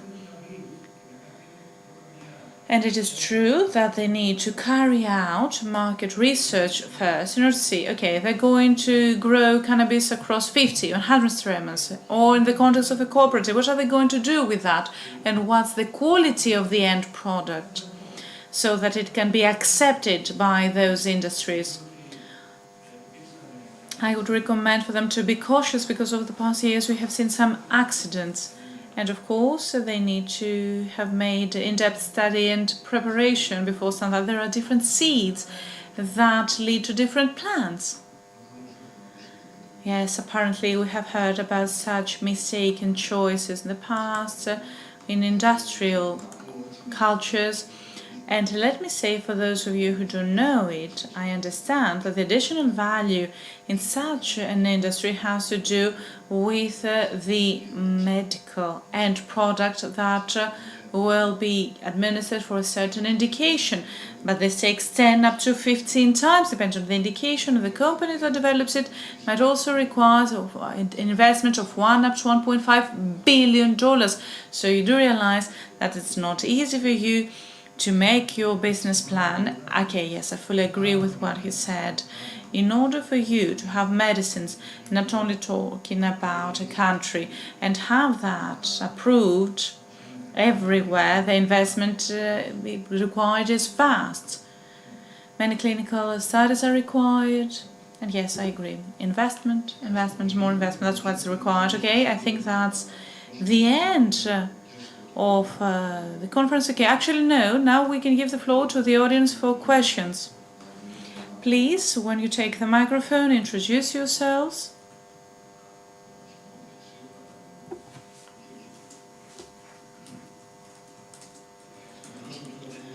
And of course, you need to state who you address this question to. Actually, I believe I addressed my question to Mr. Doukas. Maybe, because maybe a government official or representative normally should answer that. But anyway. So, I am an agronomist. I'm here to represent Open Farm, but right now I would like to speak in my capacity as a consultant agronomist. I focus on cannabis and other kinds of plants. Like we said, Greece offers wonderful soil and climate conditions. We talked about the Mediterranean diet, which is now a global trend. We are living in times where specialties and OTCs gain ground on the shelf. Therefore, the research run by the academia and the universities, given what Greece can offer in terms of raw materials, could do wonders. But over the past years, I discussed with farmers regarding the crops of goji berry, sea blackthorn, aloe vera, and sometimes the farmers want to follow the trends and what's in fashion, and we are the few telling them, don't do that because those figures are not right, are not accurate, and they tend to overlook us or just ignore us. And we tend to provide the following consulting. Look at the medicinal herbs and plants that we have in our country that right now I'm afraid are not included in the law. If you want to grow oregano, a very rare type of oregano, this is not part of our herbs list. The vines had to go through this process in the past. International varieties do not give leverage to Greece, especially when we realized Assyrtiko, Xenomavro, or even smaller varieties, Greece found its position in the worldwide wine map.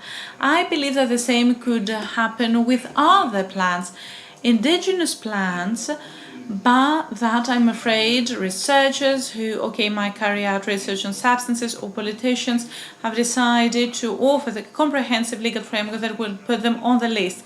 Mr. Kappas talked about a specific variety of tomato with amazing lycopene properties, and they're trying to include that in the varieties list. That's a single example.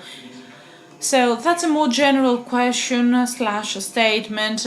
Mr. Doukas grows sea blackthorn. So did you start doing that because it was a fashion, because you listened about it, or because you thought that it would be useful for us to open up to another different international market? Mr. Doukas. I will try to be very brief with regards to the historical background. Our ancient philosophers have been mentioning to this sea blackthorn that was first grown in Russia, then in China, then in Germany, and then things grew. This was a business choice. When we say that figures are not precise and accurate, we need to explain why. And when we say that figures are accurate and precise, we need to explain it as well.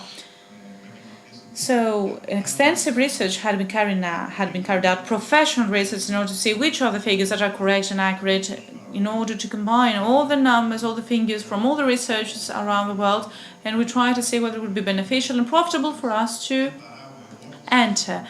And the question is, how do I differentiate my product from everything else that is grown all around the planet?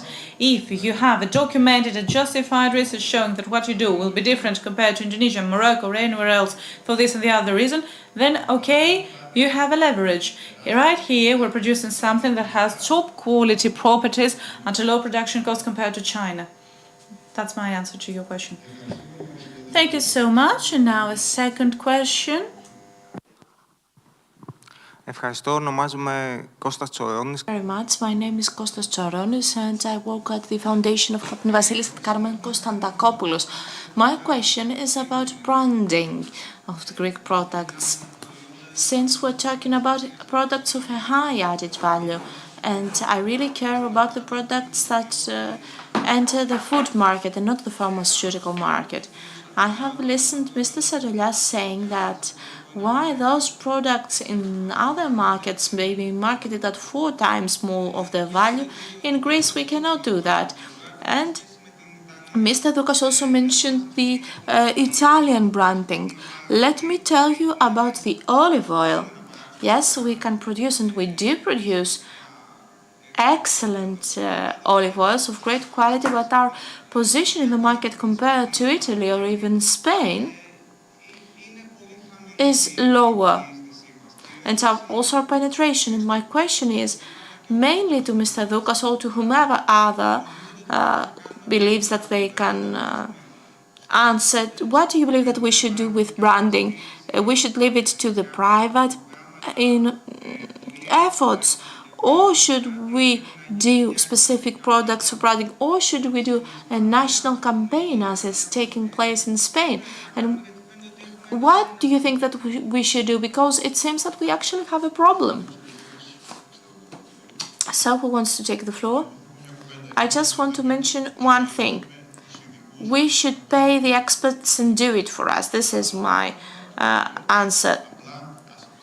We should trust the experts in their respective categories, in their respective professions. I will say that we should be under pressure in order to work together. Greeks, ask Greeks. In 2014, the feta exports have been 130 millions. Now we have more than 400 millions. And on the one hand, the companies, and however, I went at the exhibition in New York with products, and the Greek booth was very small, while the Italian booth was really big. So we saw the difference between the investment of a state to their branding, to the branding of their products. I was able to compare Greece and Italy. And last but not least, we should not do the same mistakes. So in a coordinated manner,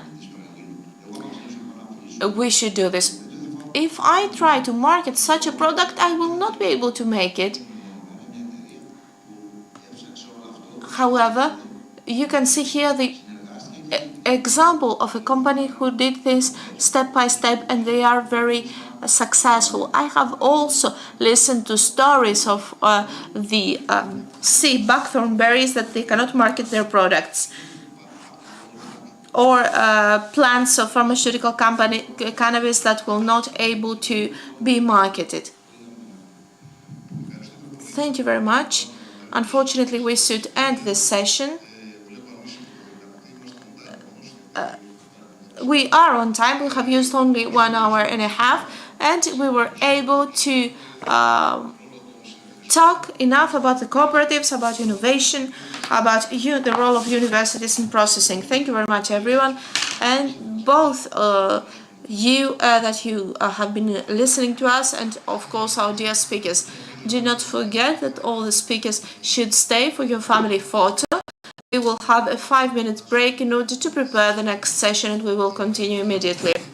The next session, the important thing about the next session is that we have our guest speaker, Mr. Wilms, and he will speak in English. So those of you who want to follow this speech in Greek, please go and get your headphones from Mrs. Bocorelli. In 5 minutes, we will start with the next session. And those of you who will participate at the field visit, kindly, after the end of the conference, you can register at the Secretariat. Thank you very much. 5 minutes break, please.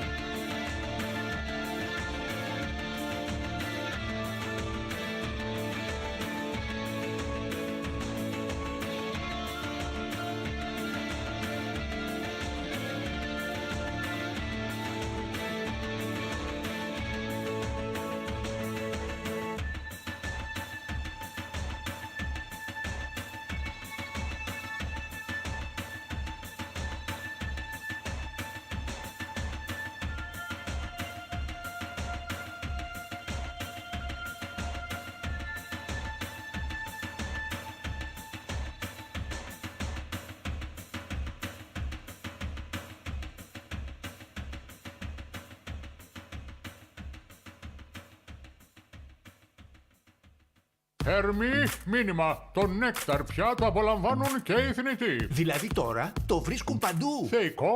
Αναψυκτικά νέκταρ. Yes, θεϊκά.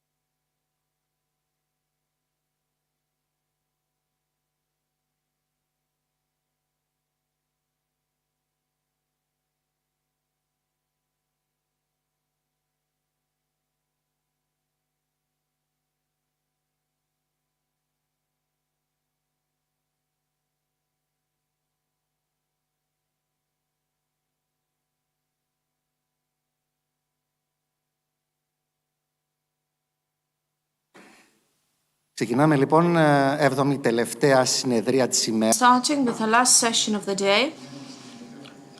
And however, what would be really interesting is the last part of our conference, the conclusion of the conference with... So we are going to talk about the living labs. When we were building the living labs with Mrs. Cavra, we were trying to send this message. We're going to talk about the driver for the agri-food and tourism industries.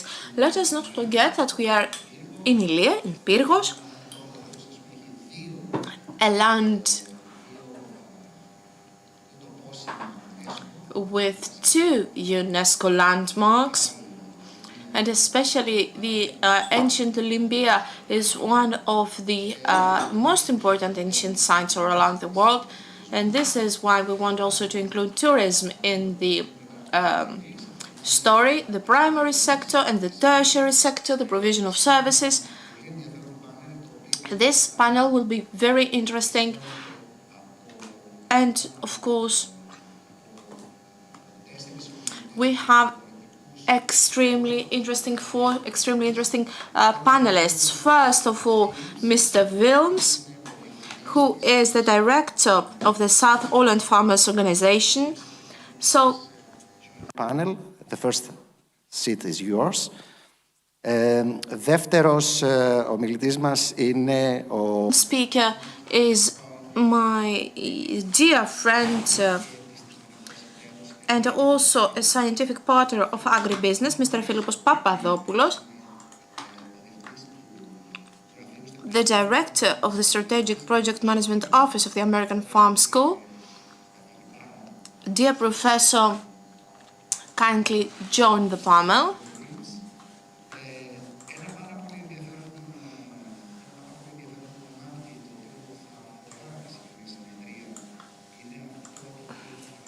Following,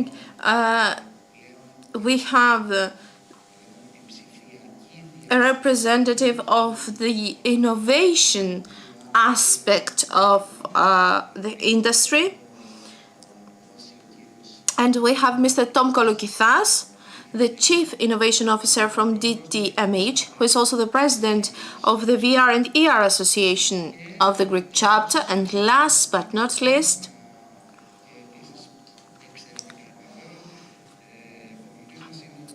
the Assistant Regional Governor, Mr. Panagiotis Sakelaropoulos, I apologize, from the region of Western Greece. His portfolio includes the agricultural sector and the development of Greece. Welcome. And of course, moderator for the second time at this conference, Mr. Antonis Papagiannidis. He is going to moderate the discussion on living labs. Good morning, ladies and gentlemen. So I'm having a double shift. I will just make it 1 or 2 introductory remarks. Mr. Balakakis said that I'm a journalist, which is true. Therefore, in this hat as a journalist, I understood a few things about the financing tools. And today, I will try and understand how we can bring together different aspects of the same industry. When we saw that this panel is about living labs, I will try to find a good translation in Greek.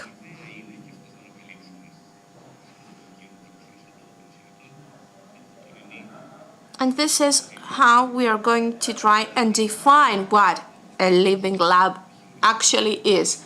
How the productive and the agricultural sector, along with the land, how they can collaborate and bring a holistic development.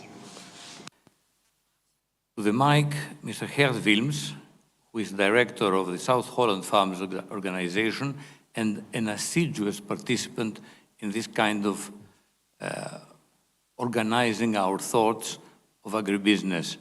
Mr. Wilms, I call you to the podium, but I would like to ask you to integrate to whatever you will present to us your view of how this effort has been maturing since you folded from the northern outpost of Greece in Ceres down to the most historical place of Greece, Olympia. The floor is yours.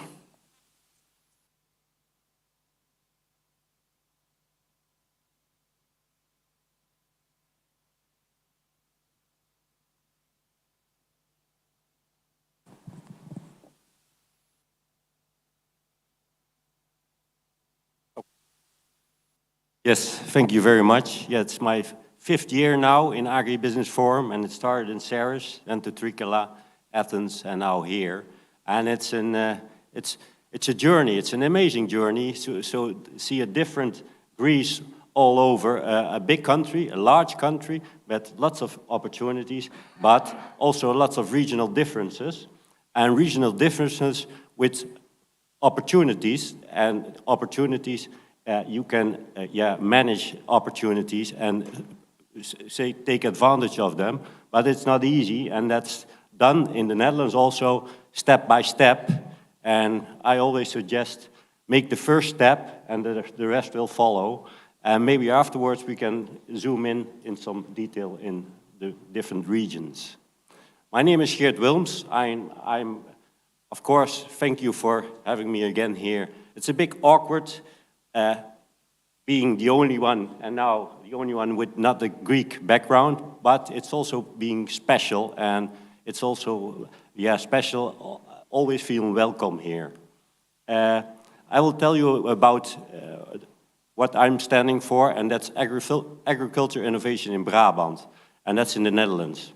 And I will tell you something about the triple helix, and that's the working together of academia, farmers, enterprises, and government. Of course, in the Netherlands, it's a different situation than in Greece, and we have an economic agricultural power, and the trade balance is 28 billion euros surplus. So it's an enormous, economic factor in the Netherlands. Has been so for the last 50 years. The background of my Agriculture Innovation Brabant is a partnership of a regional government, that's the province of North Brabant, and the province of North Brabant is one of 12 provinces in the Netherlands, and it's in the south of the Netherlands. It's a very, very dense area with 2.5 million people living on 5,000 square kilometers. But not only people live there, also a lot of livestock, for example, 25 million chicken and 5 million pigs. Also, strawberries is an important crop in Brabant. 75% of the strawberries in the Netherlands come from Brabant, and it's 20,000 stremma's, 2,000 hectares. The other partner is the ZLTO. That's the farmers' organization in the south of the Netherlands. And we have, in Brabant, you have around 10,000 farmers, and most of them are members of the ZLTO. And ZLTO is one of 3 farmers' unions in the Netherlands. What's the goal of this partnership of the farmers and the regional government? That's work towards a more sustainable agriculture in the province, and also try to get more embraced by society. And we call it socially accepted and valued sector. That's socially and economically valued. Our approach has 3 different corners. One is we have small amounts of money to support farmers and to support projects. We support around 30 projects each year, but we also have access to knowledge, and we also have access to a good network. The president of ZLTO is also the president of LIB, and the vice president of LIB is the regional minister of agriculture in Brabant. Last but not least, it's also, we have knowledge, we have euros, we have a network, but we also have moral support for innovative farmers, because innovation is also a lonely road and you need support by others. And in this support, we have also always the triple helix model, and it's now for 10, 20 years in the Netherlands. So that's the government working together with enterprises and farmers and with knowledge institutes. And knowledge institutes is not just academia and universities, but also, regional schools and stuff like that, and also consultants. This triple helix model is always based on a win-win situation, because also in the Netherlands, government and farmers, they are also not always on the same track. But when you're on the same track, 80% of the time, we have win-win situations because they want to, both of them want to have a more sustainable agriculture. The benefits to the industry, for example, in projects is that they are in the front seat of innovation, and innovation from university or from other knowledge institutes. The benefits from academia is also that their research will become better if they get farmers involved, because farmers, they say what they think, and that's needed for academia, in not do research for 5 years and then throw it over the hedge to the farmers. No, do it together. And the benefits of the government is, of course, that you now have a more sustainable products and more sustainable processes. And this is a win-win and for all of the three of them. So collaboration is the key, and also equivalency in the three actors. So you have to trust each other, and this is the trust we need for good developments. And now I have some practical examples of the last 20 years. We support 30 projects each year. Now, these are 7 of them. Of course, the better, even the best ones, of course. Also, lots of projects, they don't succeed, and they stop after 2 or 3 years. But that's innovation. Not everything is successful. A living lab. We also in the Netherlands, we don't have a word for that. So in Greece, you don't have a word for that. We don't have a word for that either. So, and we just use the English word. This is example 1. This is also where in 2019 a Greek group of visitors came to the Netherlands, and we also visited this living lab. And this is a future farm based on a farmer in the middle of Brabant. And he is van de Borne potatoes, so he's a potato farmer, and he has 6,500 stramas of potatoes. So he's a big farmer, and he works together with Wageningen University, with the technical university, and also with the regional government involved. And they try everything about, you see on the right side at the bottom, Van de Borne himself is using, a drone to inspect the potatoes. And you see on the left side, on the corner below, you see also students thinking together about how to grow how to use technical instruments to grow potatoes in a better way. This is another example that started 20 years ago, and it's about 5,000 stramas in the western part of Brabant, and it's around Koosen. That's a cooperation of about 10,000 farmers, and most of them grow sugar beets, and they have an area near the sugar beet factory, and they developed it the last 20 years, and now there are 2,000 stramas of greenhouses. And these greenhouses, they use the wastewater of the sugar beet factory and also heat of the sugar beet factory. And these connections, there's also a win-win situation on the spot there. And in this situation, the province of Noord-Brabant is involved and also the regional government, the municipality, and also knowledge institutes, because water has to be stored first and then spread around to the greenhouses, and that takes a lot of knowledge and research. This cooperation with COSEN, so the cooperation of the farmers, the corporation is a big corporation, has a turnover of about 2 billion euros, and they started to invest in this 20 years ago, and now the investment for only horticulture, the greenhouses, is now about 400 million euros, and it's almost finished. And also, 5 years ago, together they made an innovation center to try to be try to even use more of the sugar beet, not the sugar, but also the fiber, for example, the same for Volkswagen and stuff like that. And this is some pictures, so you see on the left side, you see the sugar beet factory, and we only have 2 sugar beet factories in the Netherlands, and we have lots of sugar beets. And also, of course, the windmills, the new windmill in the Netherlands for sustainable energy.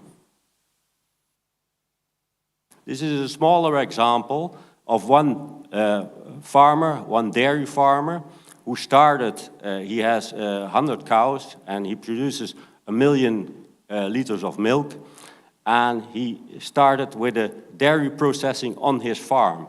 So the cows are milked by a milking robot, and the milk is directly processed in another unit, and within, say, 6 hours, the milk from the cow is in a bottle and directly to the retailer. And this is also added value, and he is able to sell this milk for the double price in the retail organization. So we have Albert Heijn and Jumbo, the 2 big retail organizations in the Netherlands, and they sell it for a double price as a normal milk. This is also another example about water, using water also from a big factory, a brewery in this case. Bavaria Brewery produces 1.5 million cubic meters of wastewater, and that is now treated so that it can be used for irrigation in the surrounding for arable farming and also grassland farming. And 20 farmers of about 300 stramas each, they use this wastewater, treat it to spray their crops. And this is also a win-win. Bavaria doesn't have to pay as much taxes for the wastewater, and the farmers, they have irrigation water, so their produce is 10 to 20% better. And here the water board, that's also a regional government, is the linking pin between those two. Here you see on the left side the CEO of Bavaria, he's interested, and also the regional, not the regional minister, the Minister of Infrastructure, because this is a pilot and she sees this should be everywhere in the Netherlands because we also have a lack of water. Not only working together with universities and farmers, this is with Design Academy in Eindhoven, design students working together with farmers, producing new products. You see examples from leek, from mushrooms, and from pigs. And on the right above, you see on the Dutch Design Week, that's organized by the regional government in combination with the national government. You see the minister interested in a product from a farmer at the Dutch Design Week. Controlled traffic farming, that's on the farm, that's a new system invented 20 years ago in organic farming. Wageningen did the research, say the gain of they gain less emission of greenhouse gases and more yield. And nowadays, all organic arable farmers use this system. This system is staying on the same track each year, better for the soil and better for, for the health of the plant and more yield. Last example, the vegetarian butcher. That's, his origin is an arable farmer in Western Brabant, and he wanted to do something with protein crops and add value to plant proteins. And he, together with Wageningen did the research. He invented a new structure of a plant-based protein, and he started a plant in 2017 to make vegetarian meat. And in 2017, he had already 20 million. He started in 2013, started the business in 2007. In 13, he started the business. And in 17, he already had 20 million euros of revenue. And Unilever, that's a big company in the Netherlands, they bought it in 2018. And we don't know because Unilever doesn't give the figures, but we think now it's a turnover of about 200 million, and they want to have it in 2025. They want to have a turnover of 1 billion. So that started with one arable farmer in Western Brabant. Small step first, and this is a big step if you look back 10, 15 years. This was it. 2 minutes late, but... So, thank you. No, you have been able to concentrate almost too much of information within these 13 plus minutes. And I'm grateful to you first for reminding us who live in Greece that Greece, seen from outside, is a large country after all, which means that it has differences and thus different opportunities and different categories of problems. And also for giving us very specific, to the point, cases of this triple helix approach, under which there is a general, a main principle. People have to feel they are deriving benefit for themselves, for their institutions to cooperate. Cooperation is not something that comes, that flows directly from the human being. It comes filtered through their mind and through their feeling of getting something out cooperation. Δεν θέλω να κάνω την μετάφραση, αλλά παρόλα αυτά, για μένα είναι πάρα πολύ σημαντικό. For me, it is very important to feel that Greece is a big country, a multifaceted country, if you wish. He visited Ceres, he visited Trikala, he survived from seeing Athens, and now he is here at Ilya, and he can understand all those differences. We live in this blender called Greece, but sometimes we do forget all the differences. I think that this is a very important conclusion to draw from his speech. Of course, speaking about the Netherlands, he included also some figures from the second living lab that he presented to us, food cluster. He said that the main investments was been 1.6 billion euros. If we were to look to the figures of our own strategic plan, we, let's say, when we compare the figures, we are granted and humbled. And the last vegetarian butcher, the last example, who wished to become the biggest butcher all around the world, of course, he was bought by Unilever, and this also allows us to draw a lesson from those case studies.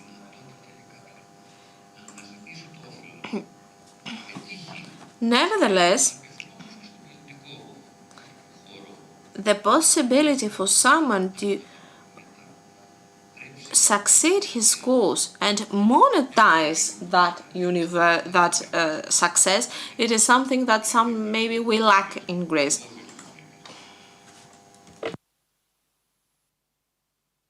And now I would like to give the floor to Dr. Philip Papadopoulos, the Director of the Strategic Project Management Office by the American Farm School. And we know that the American Farm School is supporting this area in a very specific way. Mr. Papadopoulos, you have the floor, and we're really happy that you could join us here today.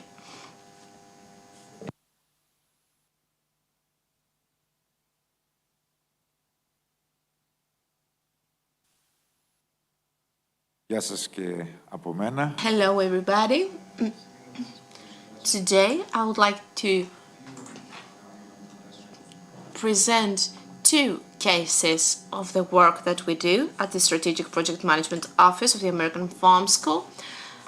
As an introductory remark, I would like to say that this office tries to become an innovation mediator. We try to understand the new knowledge produced by the universities, try to understand the needs of the real economy, and we try to bring those things together. The first example, the first case, is a failure, and the second case is a success.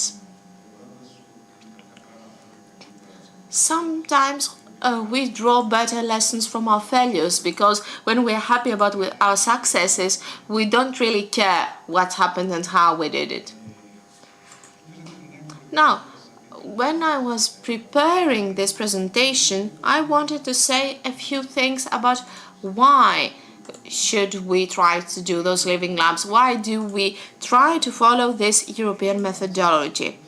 And the answer to this question is that according to our experience for the last 5 years, we understood and we firmly believe that the adoption of the digital technology, which is what is at stake right now for Greek farming, so the adoption of digital technology and its implementation to the everyday life of the farmers could be done only in certain circumstances. The first observation is that users are not single-faceted. We tend to face them as farmers. We believe that they behave as farmers 24/7. The answer is no, they're not just farmers. They are members of multiple communities, either football clubs or political parties, or they have different bars that they go. So all those different identities affect their behavior. The second factor is the key role played by the field agronomists. We keep discussing and mentioning innovation. Innovation means risk, equals risk. So we are asking our farmers to take risks without being at their side every single day. But who is at their side? The agronomists. Unfortunately, in Greece, agronomists sell PPTs, so they have every reason in the world not to try and reduce the use of all those supplies, but farmers trust them. So if we won't try to convince agronomists, we won't have any chance of success whatsoever. By visiting farmers once every 6 months and just saying to them, this is a nice idea, try and do it, this is not enough. And last but not least, we may talk about primary production. We are just talking about a link in the chain of added value. So pressuring those people about adopting the new technologies and the challenges also stem from all the other links in the chain. I have mentioned in the past the role of retailers, the last link, if you wish, of this chain, since they put pressure on their suppliers regarding the innovations, especially when it comes to the health of food and the environmental footprint. Nowadays, pressure for the adoption of innovation comes also from the link before the farmers, from the suppliers of the agricultural supplies. The price of all those products have increased tenfold, and we keep saying that it is due to the Ukraine war, but we know that this is something that has already started before the war. Of course, it was affected by the war, but this is not something new. So the prices of the agrochemical supplies give a reason to farmers to start considering alternative, innovative solutions.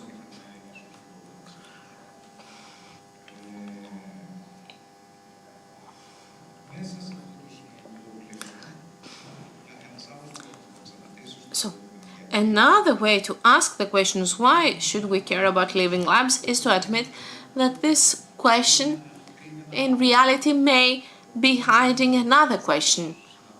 And I'm sure that a lot of my colleagues, especially the academics, ask that question to themselves. Are research organizations not enough? Why do we need the rest, since we already know the solutions? And the answer to this question is no, universities are not enough. Research organizations are not enough because the game is played at the diffusion of technology and of innovation. And the university's primary goal is not to diffuse and disseminate innovation. And we know that the academics are not assessed based on the dissemination of the results. They are assessed based on their publications and their research work, and not by how many times they go out in the field and meet the farmers. Moreover, universities create knowledge on a wide spectrum of topics, and therefore we need someone to be able and advise farmers what exactly do they need. They have to find the relevant piece of knowledge for this community. And in order for this circle to be completed, we need to have relationships of trust, and that trust, of course, is built through a permanent presence. And this is why I have talked about the importance of the local agronomists. Here in this picture, you can see our second experiment, our second living lab. They are the winemakers of Goumenissa. The person standing is a winemaker. The second from the right is an agronomist, and standing at the end of the picture is the agronomist, and on the left side we have the mayor of Goumenissa, of this city. And there are also two more winemakers, and at the left you can see Mr. Kechris, who is the producer of a wonderful Retsina wine called Kehribari. So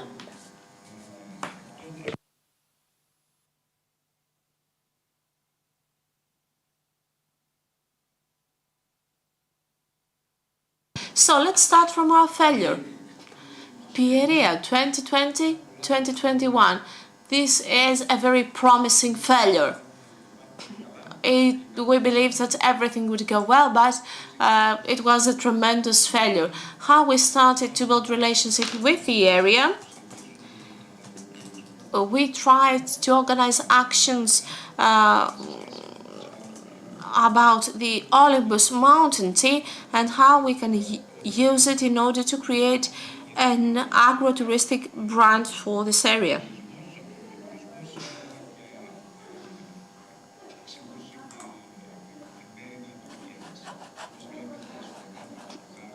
You can see the small map that it is near to the sea, so the mainstream tourism is an alternative source of income for young farmers. And it is easier for them to work on tourism than on the fields. So this living lab focused on the use and the growing of local leeks, because in the area there is this brand name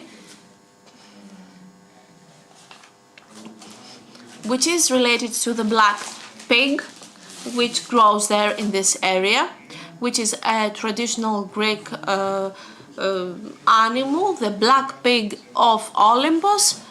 And you know that the Greek sausage, the Greek recipe for the sausage has, apart from pig leeks. So why do we want to do all these things? Because the farmers in the area used to grow tobacco, which is a crop with a lot of difficulties. So we try to find an alternative crops for those people. The local mediator, there were two local mediators.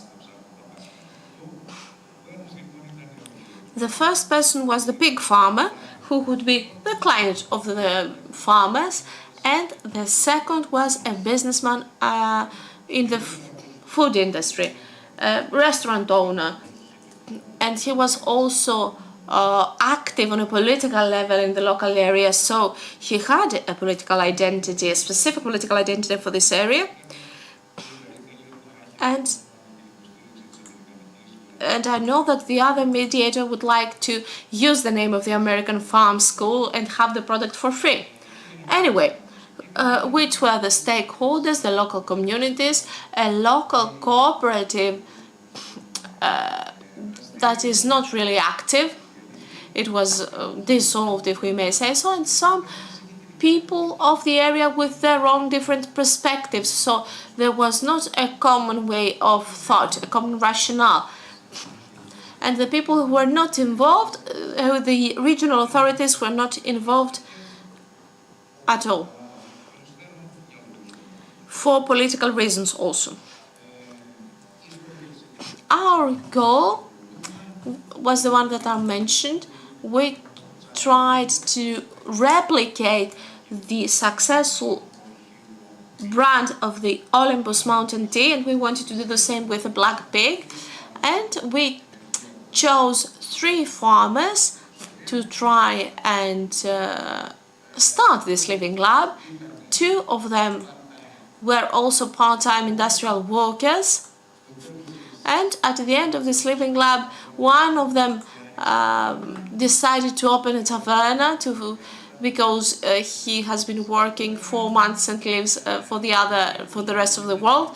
And the third person had internal problems and nagging from his parents, from his family. There were traditional old farmers, and one of the problems of the farmers in Greece is that parents do not give the land to their sons in order to be able to have a saying in the decisions. And the young farmer abandoned everything and followed the advice of his traditional daddy. So what we tried to do, first of all, we have created a digital infrastructure that would allow us to disseminate the work of the pilot project. We used the LoRa telecommunication systems, and we combined it with the advice of the agronomists on a weekly basis, not only on field but also digitally, remotely. And in order to make this effort more environmental friendly, we started helping them by offering biostimulants and composting in order to use less fertilizers. Now, we made our effort, but why was it a failure? What went wrong? The community, because I've told you that the local administration supported this effort, but they did not utilize this infrastructure. And the only way to utilize it, especially when it comes to the small dumps that we have in the area, was to leverage money from the region. The region kept its distance from this living lab due to political reasons, so the infrastructure was not used, was not utilized, so we were not able to create profit for the community. If we had succeeded in creating a profit, it would be only for the farmers, the participants. Our results, our financial results were not good, and the reason why what happened was because the farmers were not willing to take advice for us, and they had bad quality of seeds. Since they keep it from previous crops, they don't give money in order to buy good quality seeds, so they had the wrong seeds for these crops, because their seed was for leek that's supposed to be cooked, and not the leeks with a lot of flesh that are supposed to be used on an industrial basis, so to say. Secondly, they used the existing technology, the technology that they had, and they tried to grow leeks based on the practices that they have been using for tobacco plants. So they had the yield was not as it could have been, and they did not use the compost. Maybe sometimes we understand that what is given to us freely, we cannot appreciate it. Now, the financial results, even if the local innovation mediator kept his word and bought the leeks, the results were not good enough in order to give motive to the farmers to repeat this effort. I'm afraid that your time is off, and the clock has been already ticking. In Gumenisa, however, things were much better, because we have learned from our mistakes and we did not repeat them. Thank you very much.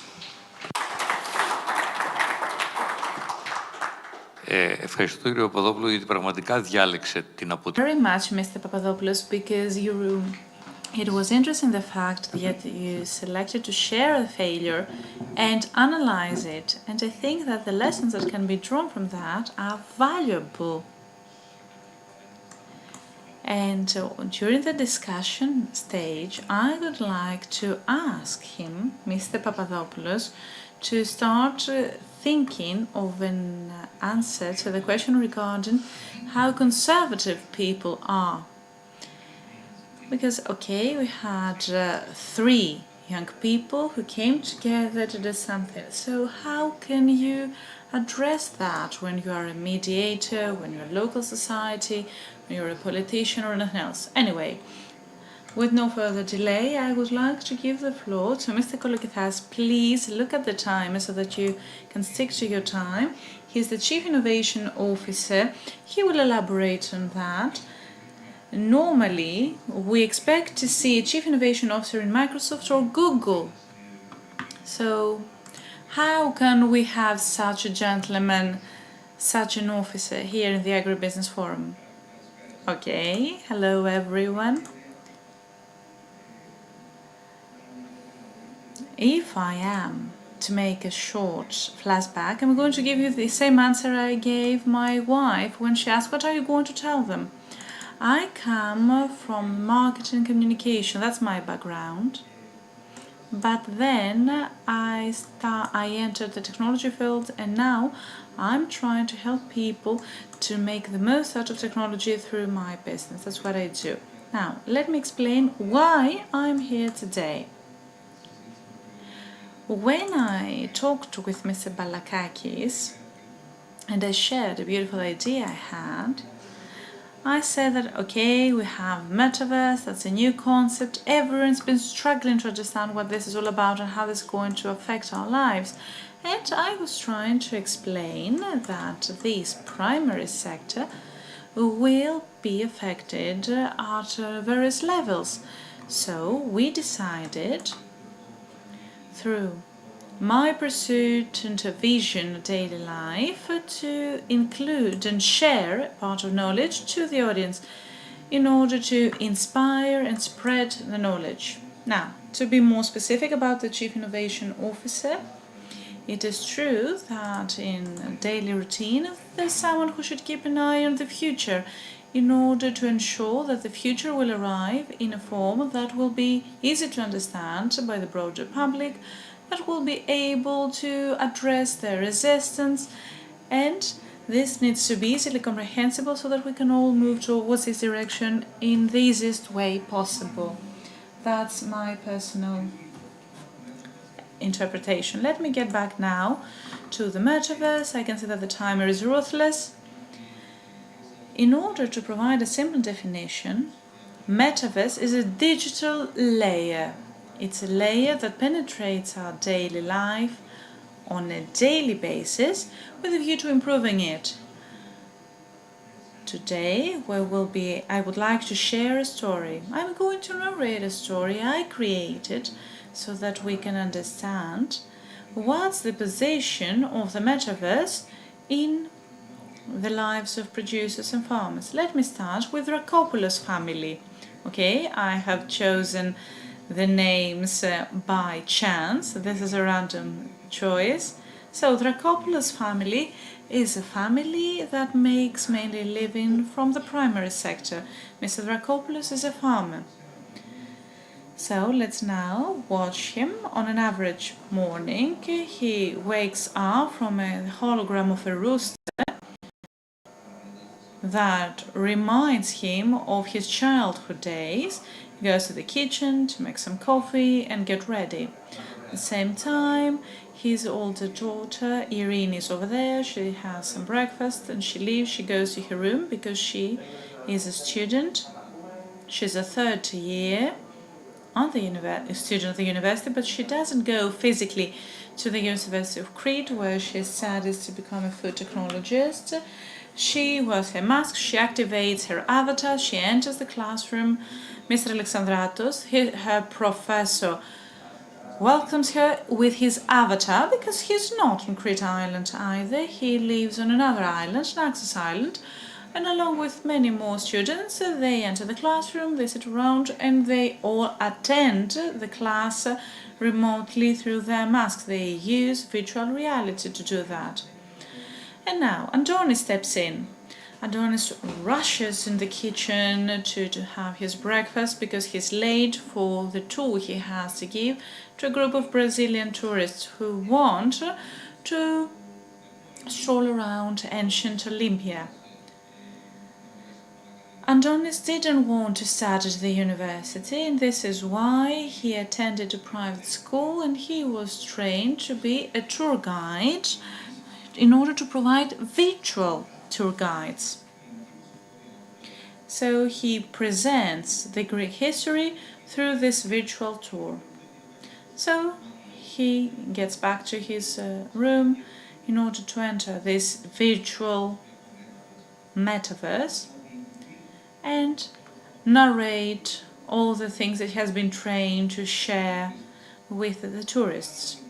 At the same time, we have Mr. Rakopoulos, who was there before everyone else because she had made breakfast for everyone, she had woken up early, and now she's in the living room. She has put her mask on and she's also taking yoga classes given by the region. She is very happy because she has been taking this class for the past 2 months. She has lost 2 kilos, both in the physical and the digital world, her avatar.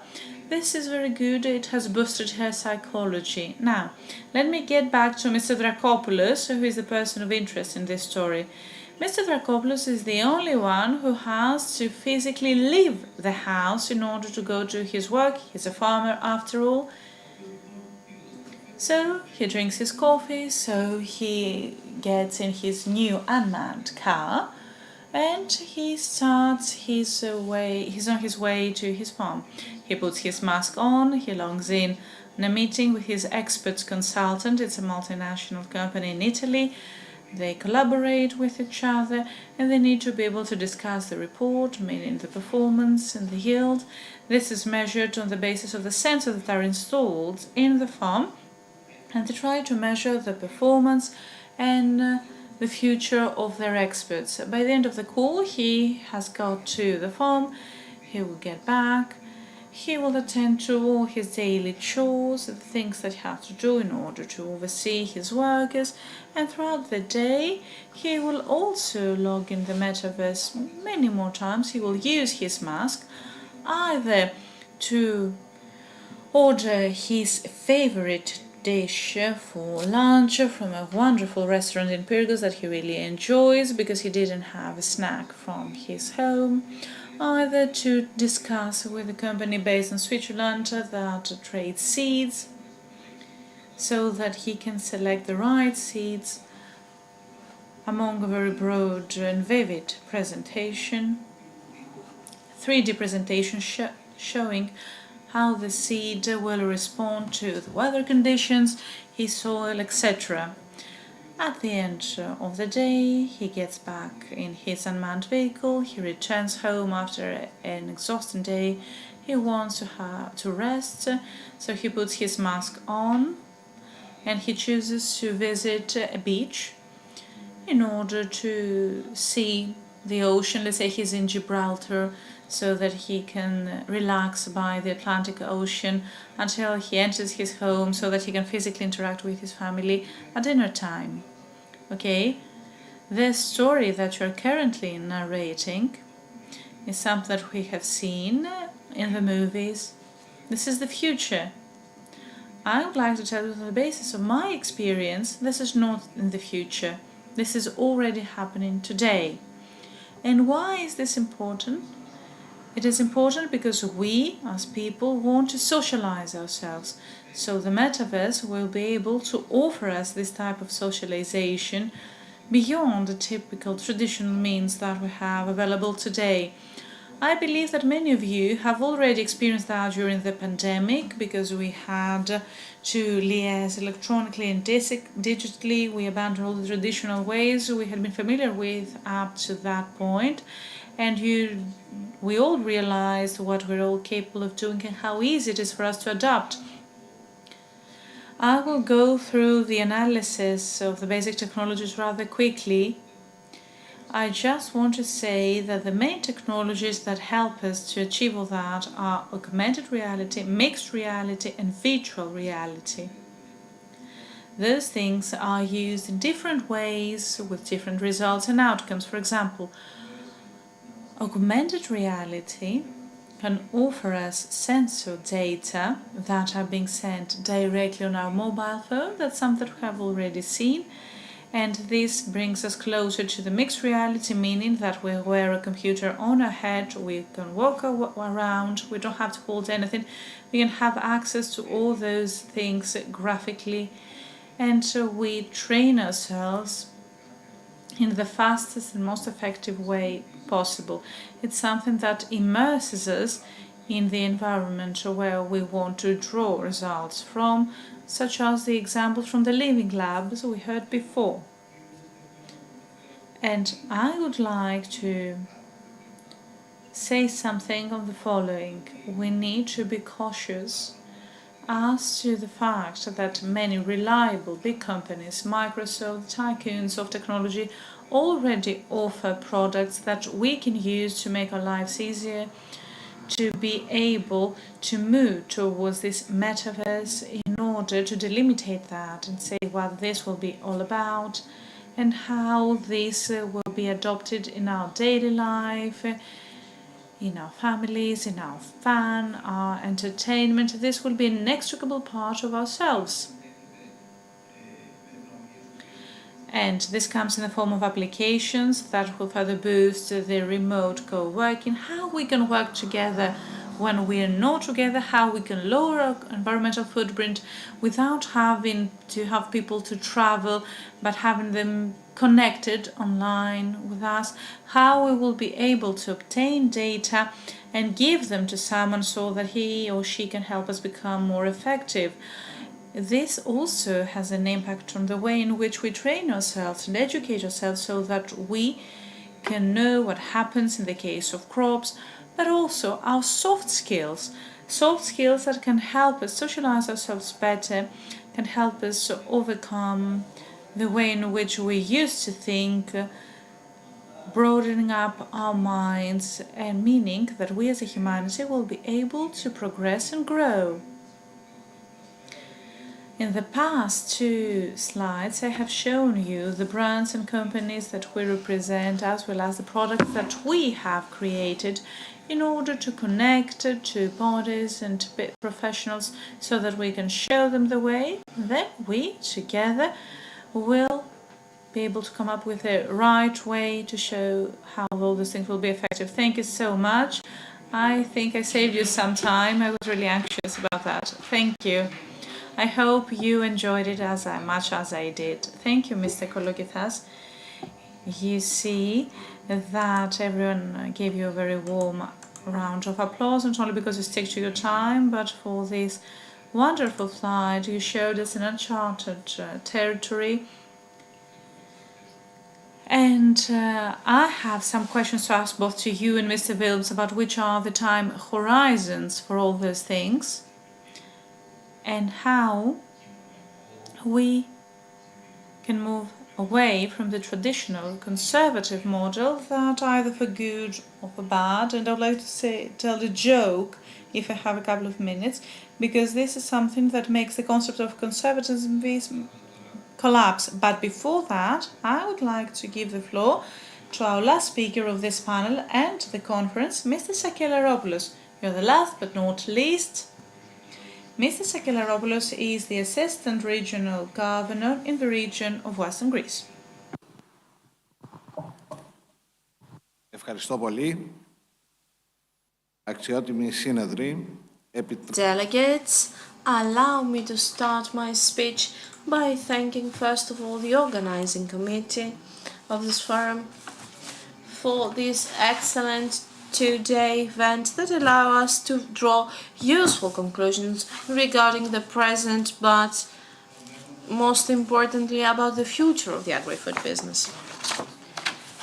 Allow me also to welcome you in the region of Western Greece, a region which is connected with the primary sector in the agri-food sector.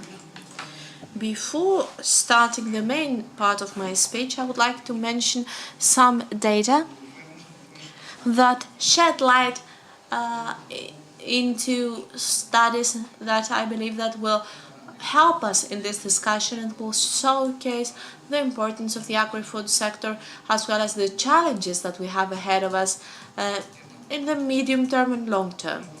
First of all, when it comes to the GDP, the contribution of the Greek agricultural sector is 4.7%. In Greece, food industry, tobacco and beverages industry has the first place in number of businesses, since we have 16,263 businesses in out of the 57,000 businesses. It has 39% of the employers, and it has 400,000 people working, in a percentage more than 10%. Until 2050, the agri-food sector on a world scale shall feed the 40%, or rather 40% more people compared to now, while the arable land per person will be reduced. In order to cover the increased needs of the future, we should also increase the agricultural production to 70%. It is also self-explanatory that the arable land should also be included, which is something specific. 68% of the world's population will live in urban areas, while it is estimated that 12% will be underfed. Today, the quality of the 70% of the land's soil is degraded, percentage that will be increased in 95% until 2050. Therefore, we understand the role that primary sector plays and that will play in the future, and the same goes for the agri-food sector. We should try and create resilient economies and societies against modern challenges. A future that, according to data, will bring us against challenges and crises more often compared to the past. Health crisis, safety crisis, as we have experienced lately with the pandemic. Wars like the one that is happening in this neighborhood, in this part of the world, the last 4 months. I'm talking about the war of Russia against Ukraine. And of course, this has made the food security issue even worse. And it also has not helped. Of course, one should not forget the climate crisis, which is connected with the agri-food sector through the waste of food, but also the waste of natural resources, such as water resources, since the greenhouse emissions has been increasing, and the degradation of the soil and the threat of biodiversity, and of course the threat that poses to human life after all. In Greece, as you may very well know, the agri-food sector is characterized by a low yield compared to the European average. This fact is due to a series of difficulties, and if we want to analyze them, we will see that the primary law play the following. First of all,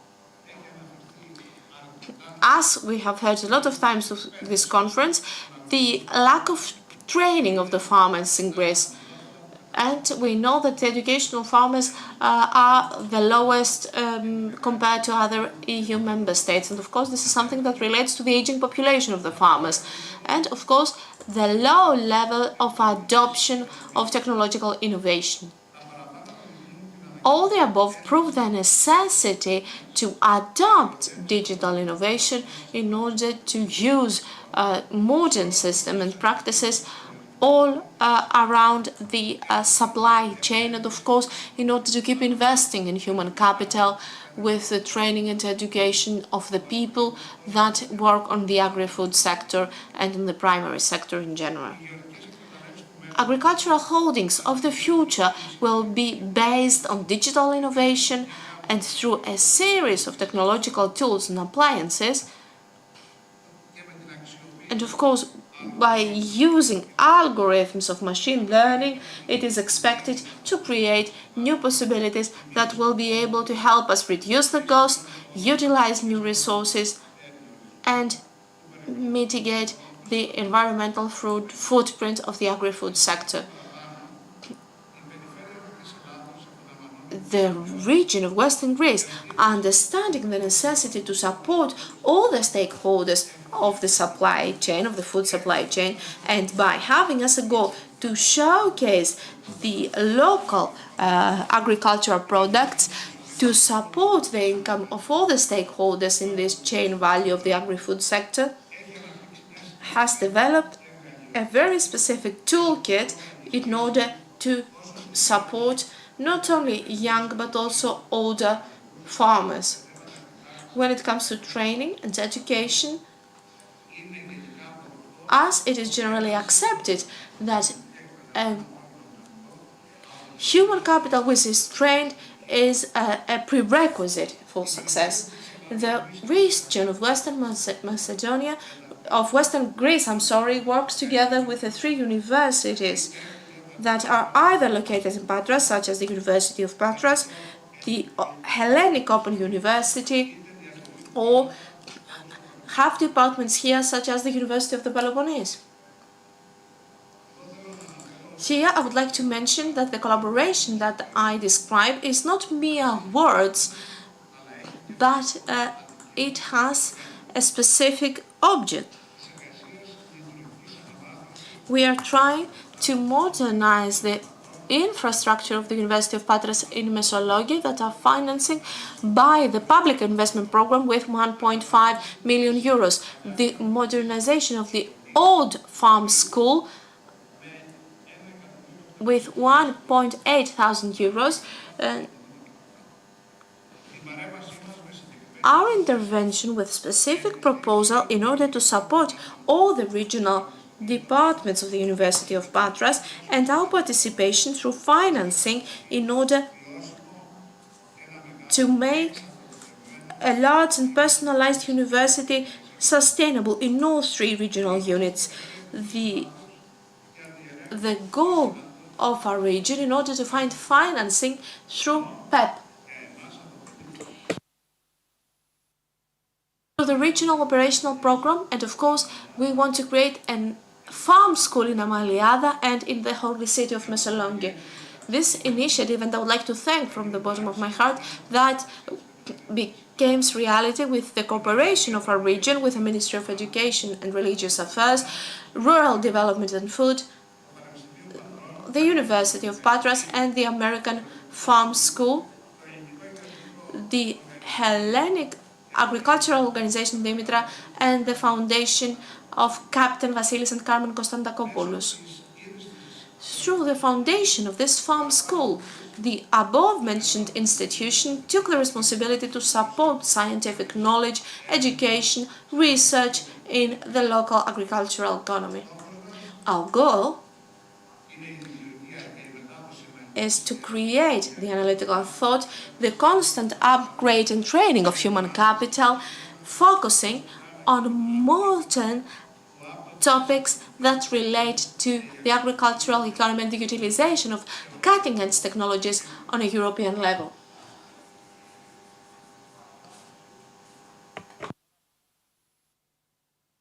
Our vision is to support a holistic growth of the Greek agricultural sector through the improving of the sustainability, competitiveness of our agricultural holdings, and of course the creation of excellent agricultural businesses. The region of Western Greece strives to become the missing connective link between the needs of the production of processing and of marketing the agri-food products. I would like to thank you very much for your time and patience. Ευχαριστώ πολύ τον κύριο Σακελαρόπουλο. Very much, Mr. Sakelaropoulos. We have quite some time in order to do a Q&A session.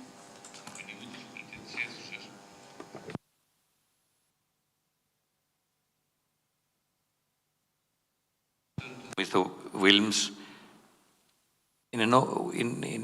with an open question, how fast did people in the Netherlands, in the agricultural sector, but also in the triple helix context, really adopt the digital age? Did it take some years, or is it a decades-long process? And was it top-down or perceived bottom-up? Yeah, digitalization, we call, precision farming, for example, that started in arable farms. The example I showed with Van der Borne potatoes, he started 15 years ago, and he's now ahead of a lot of other farmers. And now I think 10% of the farmers, of the arable farmers in the Netherlands, after 15 years, they have really adopted precision farming. And it's getting better and better, but now that's why this living lab was created, to also demonstrate and have visits of the other 90% of farmers to that location to try and get it more spread around. But it's already 15 years before the first step.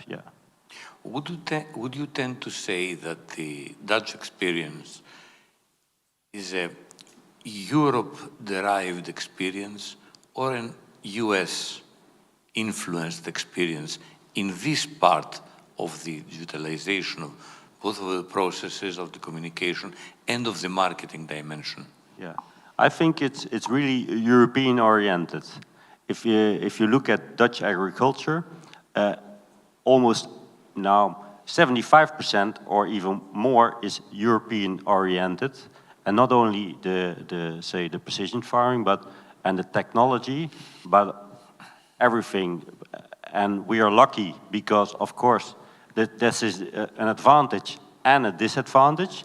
We live in a very crowded area with the rural area, London and Paris, in about 3-4 hours, or 4 or 5 hours from us, and that's a disadvantage and an advantage. But say technology is from Europe, not from the United States. Now I would like to enlist you in a slightly different direction. One of the issues that shows in your presentation too, but in several others, was the preeminence of ecological concerns, the greening even of the whole political discourse. And now, 100 and some days ago, through the Ukraine crisis, we got a new priority: how to feed the world. I know that the Netherlands won't be really touched.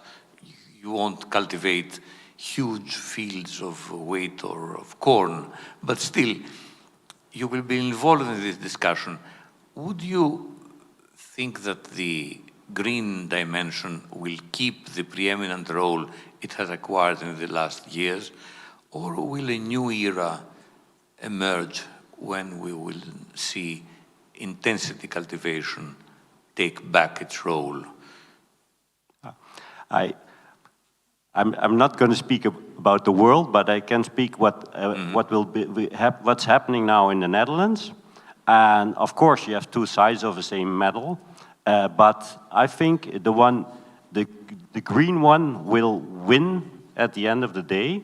And you now see new systems developed. We call it strip cropping, and that's now developed also with say precision farming instruments, and that's a win-win for ecological factors and also for economical factors. But it's a new system, and use more what nature has to offer in preventing diseases and in mineralization of the soil.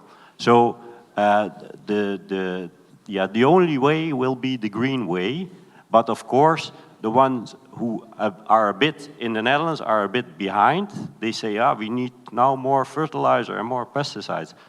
But on the other side, I think say the chemical fertilizers in the Netherlands, they cost an enormous amount of energy, and energy costs are rising. So now they say no, we should use the manure from the animals better than before. Thank you. Μια στιγμή να στραφώ με το ίδιο περίπου ερώτημα στον... Now, I would like to address more or less the same question to Mr. Kolokithas. Because he said wonderful things. I'm a person who's afraid of technology, and this is why I'm so cautious, but this does not mean that this question is not of interest. Now, what's the time horizon for the implementation of those things? What's your sense? That's what I asked Gerd before. How quickly did these things enter a country that is a pioneer and more open to those things? And do you believe that in our country this is a realistic scenario time-wise in order to make this transition? Well, I think that you need to turn your microphone on.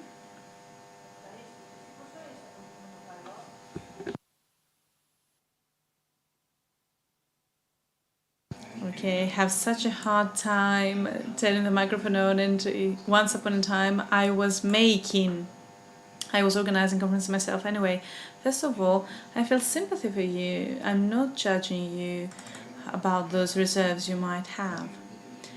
I believe that this time is already here. Either we look at it through the financial aspect and all the investments that have been made towards this direction, and the various statements by technological tycoons such as Facebook saying that a big company will become a metaverse company, and they do that, they rebrand themselves, and this is why they call themselves Meta. This has been a milestone to my point of view when it comes to how quickly we will move towards this direction. Now, to put it more practically, I would like to tell you what I see in my daily life with my associates. We keep implementing things on a daily basis. Either they have to do with education or digital transformation in the primary sector, and trying to offer solutions to the production process with a view to improving the quality, the time, and of course improving top quality employment. This means that we won't see our reality being overruled by masks. Now masks come at extremely competitive prices. No one will resist the temptation to invest, because now we talk about small investments, meaning that there are ready-made solutions about it. And it's not just about the solutions that we offer. There is this concept of synergy. Synergy is what happens thanks to the metaverse itself, meaning that we interconnect very quickly, very directly. And the VRAR Association president, a global organization, and their president said that this is the purpose of metaverse, to disseminate the knowledge, to interconnect people so that they can all grow across all sectors. Agribusiness is one of those sectors. So, when we have weekly committees convening to discuss those topics, you do realize that we already have the knowledge, the technology, the guarantees. Adoption is the only step that is left. So maybe this will happen even earlier than one would anticipate. Mr. Kolokithas, now let me ask you something before asking something to Mr. Papadopoulos. How do you see this conservative perception to that? But before that, I would like to tell my joke. You talked about Andonis. I have the first name. And okay, you say that now farmers have unmanned vehicles to go to their land, to the farm. And his son will be in his bedroom, and he will be able to give a virtual tour guide to Brazilian tourists in the ancient Olympia. And let me give you an example from the narrative of a local of older times. It was back 1946, 1947. It was not in Ilia, it was in Athens that they received Winston Churchill. Back then we had the war, and we had the national division, as we called it back then. Anyway, Winston Churchill said that, okay, I want to visit Olympia. He's not a man that takes no for an answer, of course. Of course, you could take him here by boat at the port of Katakol, and someone would have to guide him, to show him the way, and then provide a guided tour in ancient Libya. And a resident of Pyrrhus is available, and he accompanied Churchill. They rode the donkeys, they went to ancient Libya, and he provided a tour guide. As a student, he was the worst of the students, but after that he started abroad.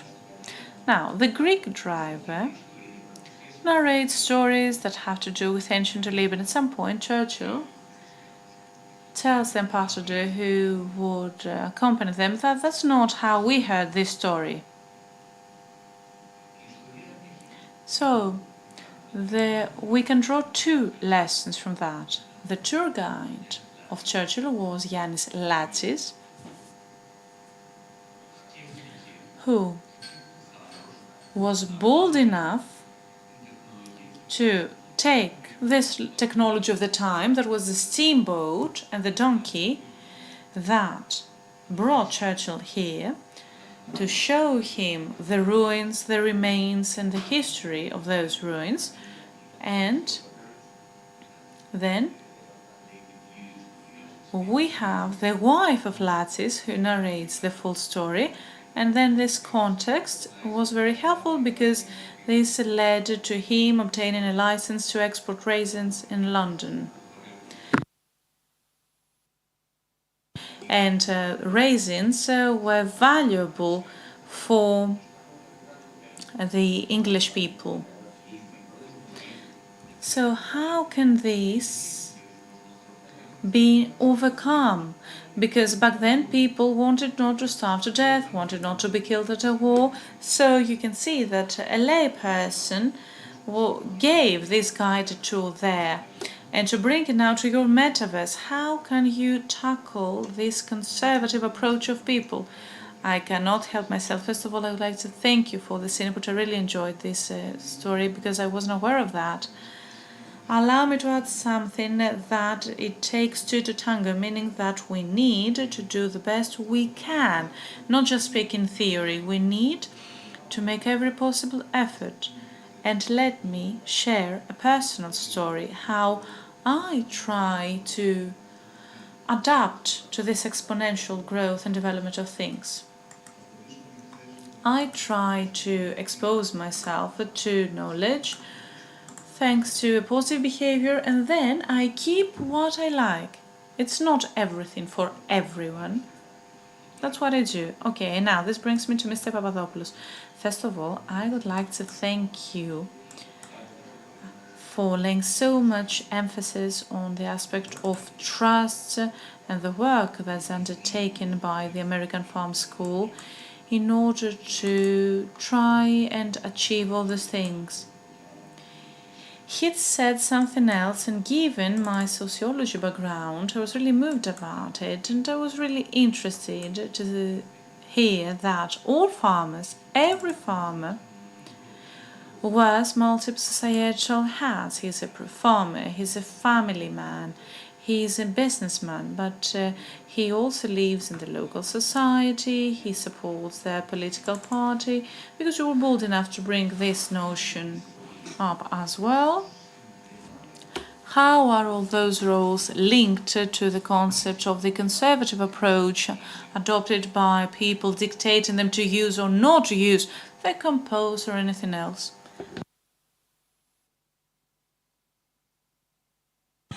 I don't know if we can generalize on that. I can only share my experience. I would like to say that we can make a distinction and categorize those people in two categories. On the one hand, we have the reform enthusiasts and the conservatives, those who are afraid of the reform. Now, the innovative reform enthusiasts do not have the necessary instruments that will allow them to breathe reason into their vision. They want just to be ahead of the times. The other category consists of displeased conservative people who see those traditional means. They fail to meet their life goals, which are conservative as well. So they have to experiment with innovative things. And quickly enough, if success does not come quickly, they quit. On the other hand, we keep talking about digital innovation and why the Greeks are conservative as people, etc. Prior to the digital revolution, we had the industrial revolution in agriculture. And back then, Greeks were so enthusiastic that would buy all the tractors that we needed, and that was enough to sow all the fields by Ukraine, up to Ukraine. So, I'm afraid that you cannot be successful in a single part. This is why we need to follow a triple or quadruple helix. Okay, those patents are humane, but American Farm School, when someone comes to you on the occasion of a living lab, you often know how, and I guess that you receive requests by all categories of people. What do you feel is the thing that makes you welcome among those people, all categories of people? Why do they bother try to make the most out of you and your know-how? It's a glad thing to know that you believe that we're all welcome. It's not always the case. Well, actually, and this is maybe the key to success, is who invites us. In the case of the failures that I talked about before, the problem was relevant to someone else, and someone else thought that they had to come up with a solution, or that there was something in the solution for them, something beneficial. So we were invited in this area not by the farmers, but by the clients of the farmers and the tourism service providers, because they wanted to make the most out of the farmers to meet the goals of their agenda. At the end of the day, the farmers went back to us and said, okay, that's our problem, we have to come up with a solution, that's all, thank you so much.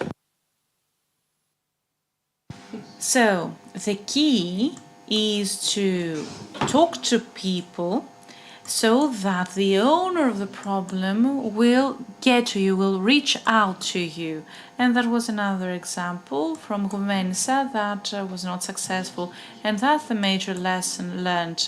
You need to pay attention to who reaches out to you. Mr. Sakelaropoulos, now, a question to you. I had promised that we had completed by 2. Because he said that he has a personal thing to attend to, so we'll have to wrap it up by 2. But I wanted, first of all, to ask you a question that I asked the head of the region, the governor, yesterday. The region of Western Greece, as is indicated by its people, is a magical land. It has resources. It's a blessed land, because we have the ancient Olympian, we have amazing beaches,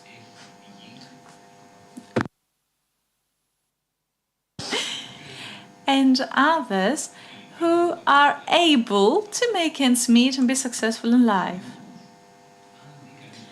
But if you look at the figures, and we know that figures are also validated by Europe as one of the most conservative, the least quickly growing region in Greece.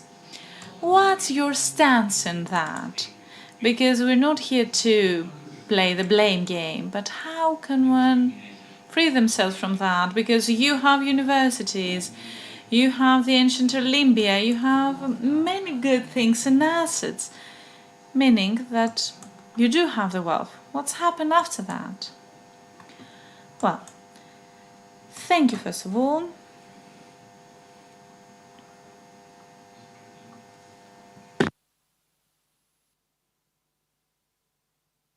Thank you for this question. It is true that an effort is being made, because this is truly a region that has nothing to envy from other lands. We're truly a blessed region. It is, let's say, the spark that keeps the light of this region going. We have Calabria, we have ancient Olympia, we have the Iliad, but we don't have major development works being carried out. The Patra-Pyrgos highway is currently underway. Natural gas installation, the port, the Patra industrial zone. All those things need to be connected to the highway, the cost for the transfer of goods. Investments are being made,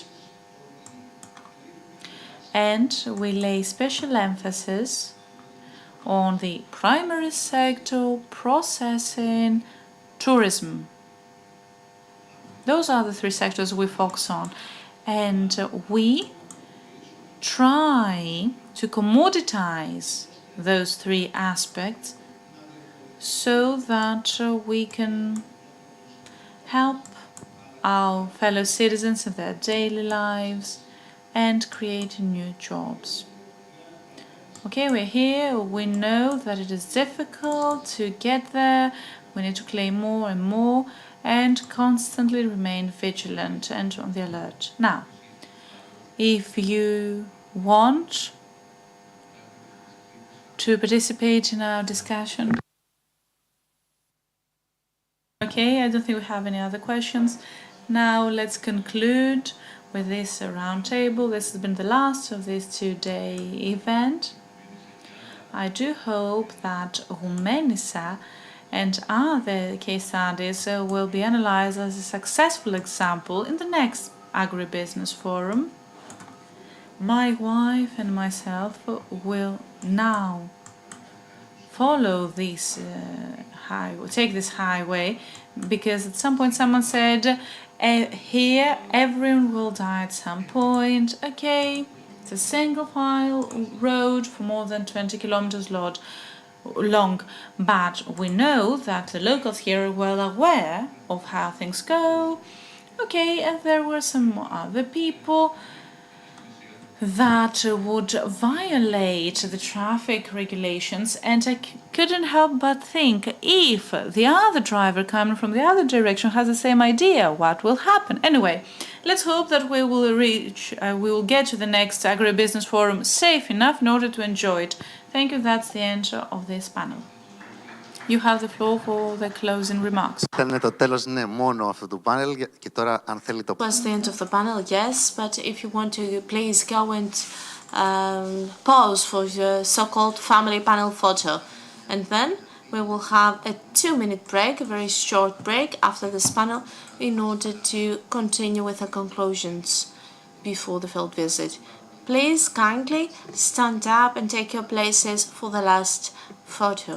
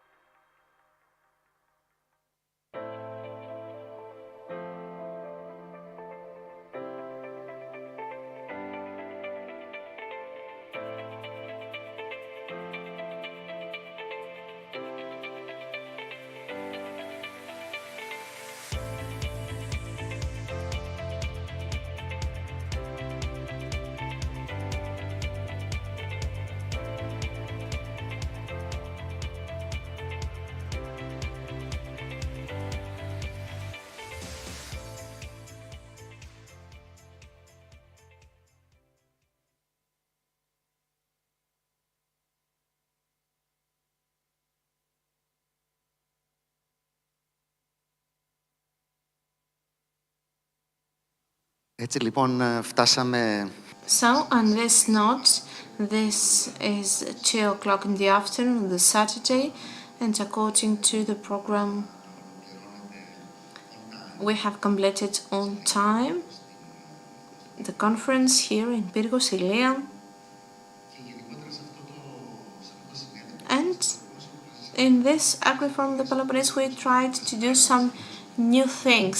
The conclusions usually are done standing by a person and will summarize what has been said during this conference.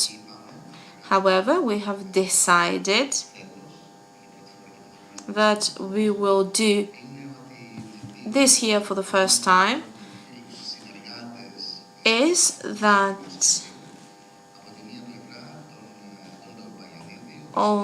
on the one hand with Mr. Antonis Papagiannidis, who moderated 2 panels, and on the other hand with Mrs. Angeliki Kavga, the professor at the University of Patras, who helped me draft the agenda of this conference, and she also moderated the first panel, one of the most lively panels of this conference.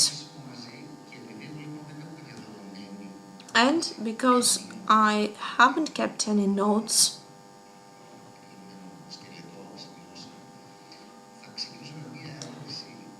I will try by asking a question. And then we will keep asking each other questions. And I will ask with a basic question. So we have organized a conference, which was a very big production, with excellent speakers, with 35 topics.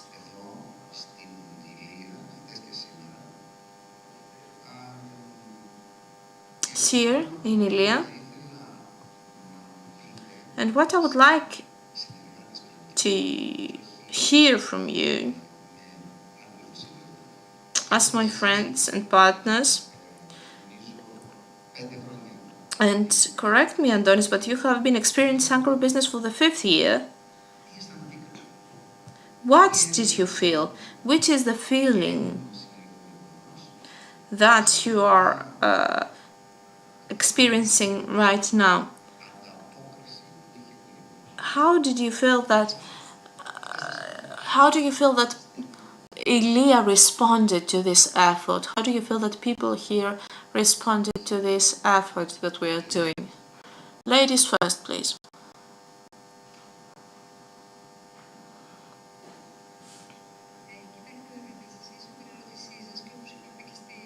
As I have said in my first session, its panel was, if we want to say, a living lab, because we had representatives from the academia, from the farmers, and from the business sectors, had a lot of content, both positive and negatives. However, I have the feeling, based on the specific conditions in Greece,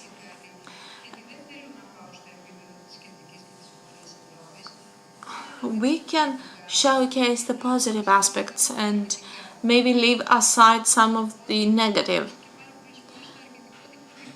We have heard a lot of times that we have small holdings, but small holdings helps in the adoption of the technologies of precision farming, since we don't have the vast stremas that we may need, 1,000 sensors and 10 drones. Small holdings help us since they adapt more easily to the technologies of precision farming and of digital transformation. Secondly, we have heard how difficult it is to convince farmers to adopt all those technologies. As academia, we have to say that now we have another generation of farmers, the young and new farmers, who are willing to use a mobile phone, who are willing to use their tablets, and they don't want to dirt their hands. So all those new technologies will help them in order to organize the agricultural production. And last but not least, the lack of manual labor, as we have heard it from Mr. Kokinos,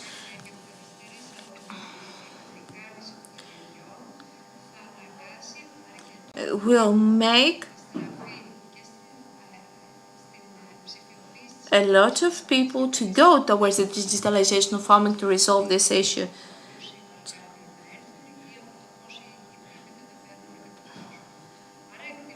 So, in my opinion, those three advantages, if we are going to keep them, and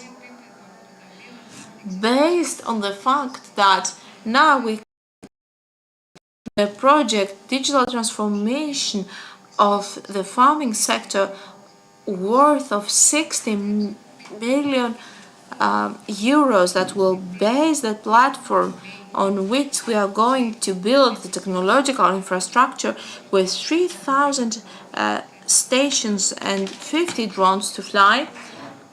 I think that after 2 or 3 years we will be able to talk about penetration of new technologies in the agricultural production. So this digital technology cannot give solutions. It's not a panacea for everything. And of course we have winners or losers. However, the prerequisites in order to adopt technology is, first of all, to have high yield crops per strema and to motivate and educate our farmers. My dear Angeliki, what I keep from what you have said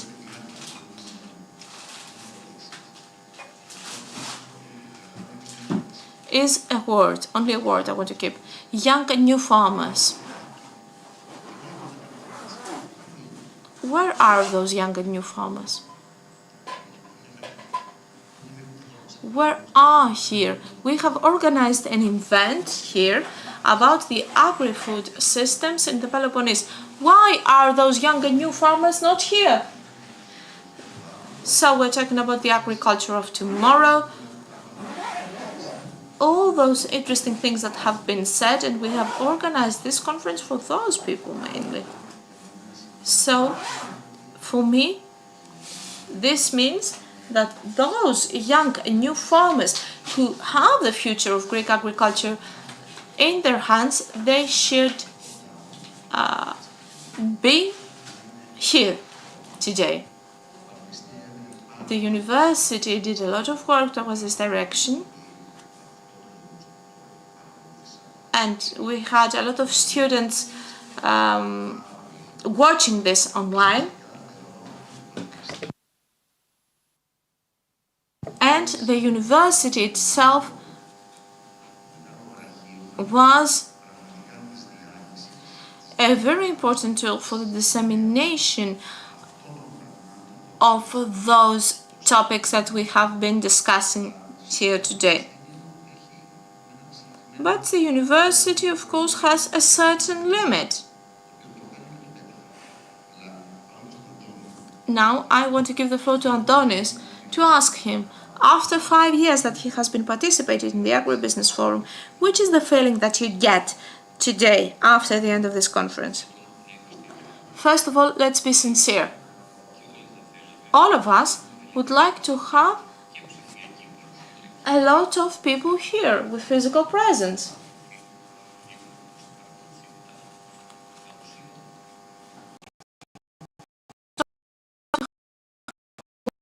On a physical presence. Tede fabula narrato, as the Latins said. We are talking about the agricultural production and the processing of the agricultural products. So all those 5 years, with the break due to COVID, of course, okay, with a necessary break, our effort is to bring people here to listen, to imagine, and to see if they will implement some solutions. We didn't have a lot of people here physically in the room.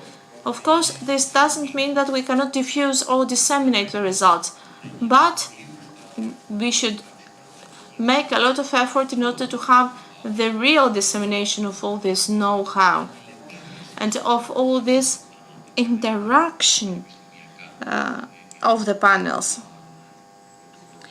Because our panels were not only consisting of academics, we had representatives of all the sectors. Now, I understand that the conversation is maturing, if you wish. From the dreams and the expectations, we start talking about achievements, if you wish, about actions, which is also important, and to have people daring, such as the American Farm School, to share their failures. It is very important to learn from our failures.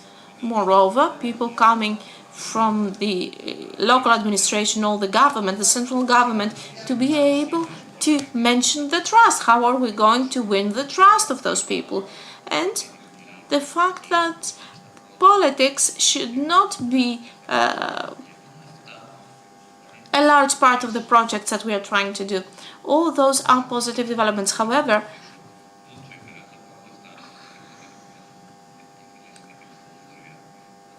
I heard that starting from 2014 until 2020, the agri-food products have a positive balance, 200 million euros, if memory serves me right, after the previous deficit.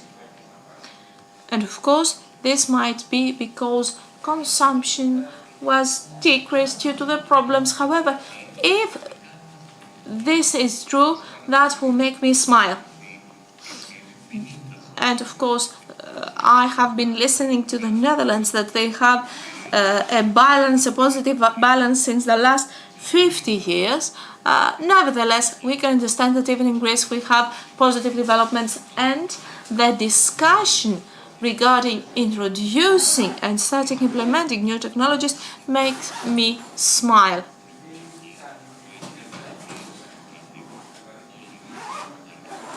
Of course, reference has been made to the branding and marketing, where we need work to do, and of course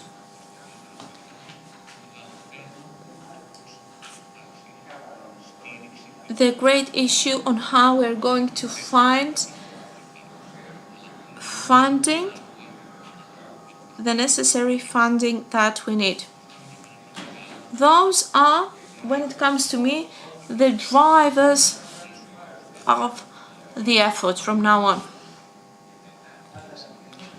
I want to add something on everything that you have said. It would be very difficult in Aldemar to see groups of farmers being here with the tractors parked on the outside. If you want, we can do it in Lechena, in Andravida, or in Amaliada, in other small villages, and I'm sure that the people who will come and join this conference will be completely different. I can see your point, but nevertheless, Mrs. Brintzeki described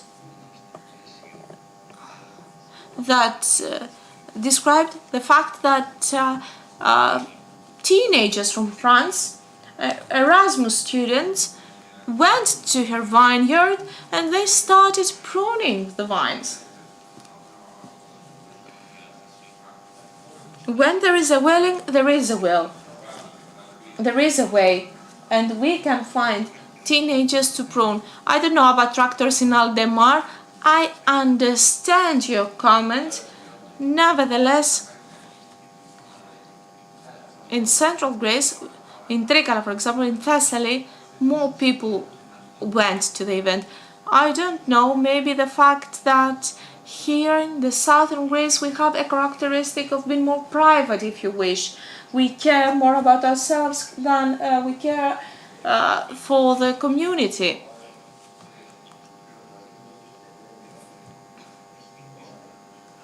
And the Peloponnese lags behind. I don't know why. It has universities, and there is a bridge, there is a national network.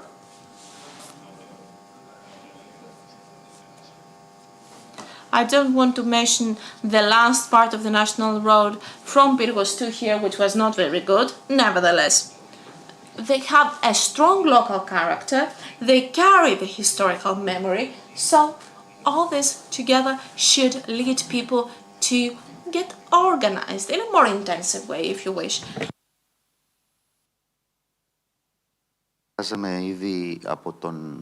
Well, you know, when we started the planning of this event with the university, a major reason why Agribusiness was held here this year was because of the university. The same happened to Agribusiness Thessaly, because we had the University of Thessaly setting the pace for the agenda, and then all the other things followed. It was the university that first led the way. The same happened here as well. But it was January when, with Dimitris Kouras, the rector of the university, had a meeting to discuss the organization. Numerous things happened in between. We traveled back and forth until today. And I was surprised by the fact that Ilia hosts substantial units of producers. For example, the strawberry farmers. When we visited them, I can tell you that it's a model cooperative. So I think that they do have the mindset of establishing cooperatives and cooperations. And it is highly effective, but at the same time, we listen to numerous things and concerns about tomatoes. We have two big companies that operate on the basis of specific agreements and a contract farming. So those are a couple of sectors that are performing rather well. Other than that, we also received some comments showing that things are not moving forward. So this means that someone who is successful says, okay, everything is okay. Those who need more help mean that there are major points of concern, things that are relevant to their work, and I believe that farmers need to understand what was mentioned yesterday. Every under 8 and well, sometimes they operate on the basis of the reimbursement paid by Elgal. Let's not forget that in Europe they do have this insurance of all the individual companies and businesses, and they have various other aspects that are not applicable here. The prefecture of Ilia and the broader Western Peloponnese region, apart from being the second major place in arable land and greenhouse crops, and in light of the terrific climate and soil conditions, are also areas that have seen the rise of the cooperative movements. They have that in their culture and mindset. They first developed back in the 80s. So you do realize that the foundations are there. Now the model farmers associations need to be relaunched in order to grow again. And actually, I'm not concerned by the average farmer. I'm concerned by all those who see farmers as a promising field only to make the most out of them in order to say that, okay, we're going to use them to grasp this funding, and some funds don't reach the farmers. However, I believe that this model changes because we have to keep up with the paradigm of Europe and other Mediterranean countries. So I believe that we're on the right track. I'm not that pessimistic.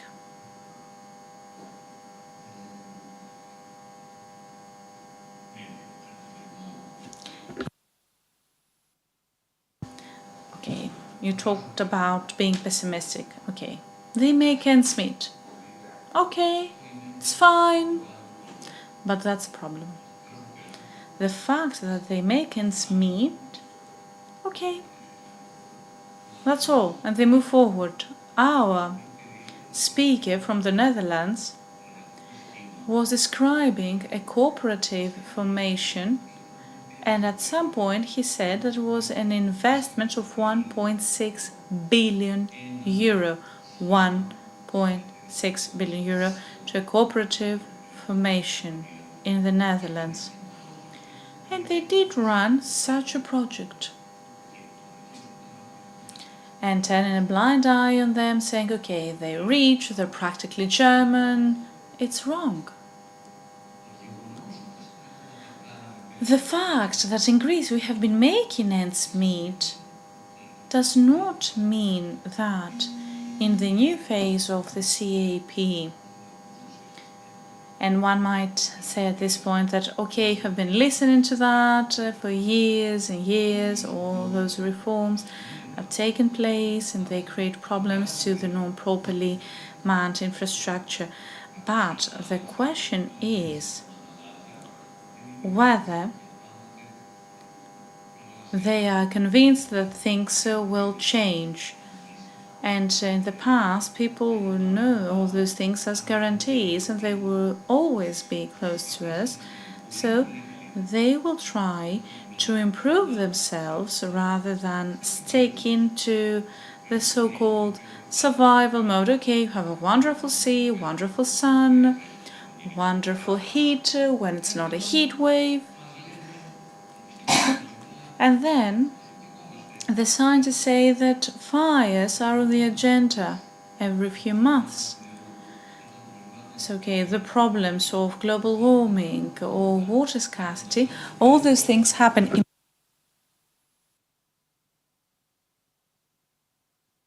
And those things need to move forward, but you live here. So you need to do something, and everything happens on the basis of what needs to be done. And on the basis of we need to do something in practice, we also need to do something else. In the agribusiness, I don't know how you made it. No one has a political imprint or the so-called struggle that you didn't do it right, I'm doing it better. Okay, let's hope that this is what they're trying to do. And this conference taught me that we might have 50% lower taxes when they try to trade and market their production through the cooperatives or even through contract farming. Okay, we can see that. And someone made a beautiful point. He said that this will help us not to circulate those things in the grey or so-called black market, but we need to see the institutions mature. Andonis, I believe that today we can feel content with ourselves because we had some big news pumping up. We had the Ministry of Migration Policy and Asylum who said that there are things underway, that in this amount of time the labour workers issue will no longer be an issue, what will happen in Ilia when it comes to the strawberries. Okay, those are things that have been brought up. And we heard things about the budget that will be disbursed by the European Investment Fund. This was shared by Mr. Dimitrakopoulos yesterday. They shared what the National Bank of Greece is preparing to this direction. And those are things that had already been discussed in the previous event we had held, Agribusiness Thessaly, that, okay, we have the money is there. But the point is, how can we channel this money properly? How do we leverage this money properly? Because this is a leverage that, okay, we have heard people talking about leverage talking about leverage today in the processing sector of those products, but at the same point we have the EIF targeting 1:5 ratio for the investment. And another point I would like to make is that in the agribusiness fora, throughout those 5 years, we have never seen political dispute. Why? Because agribusiness is not a political arena. And why is that? Because those who are invited to participate in the sessions and the panels are the people who are responsible for certain portfolios, and they needed to build on those portfolios and their respective mandates. Okay, one might say that if you added other parameters there, then maybe things would have become more crispy or interesting or attractive. Okay, that's a possibility we'll have to consider for the upcoming events. Okay, just a minute. Both the financing panel, or rather the ministry and the Ministry of Migration, have to translate the willingness into action, because we have money also in the private sector.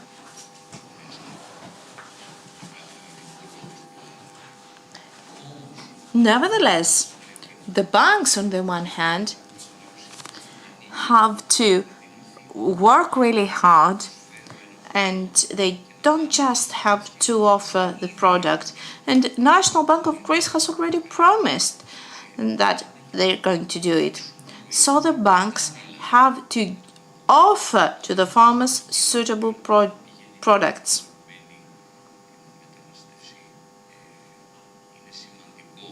And of course, the Ministry of Migration is doing a very organized effort, and if they're going to manage it, that is of course good, to have organized flows of workers.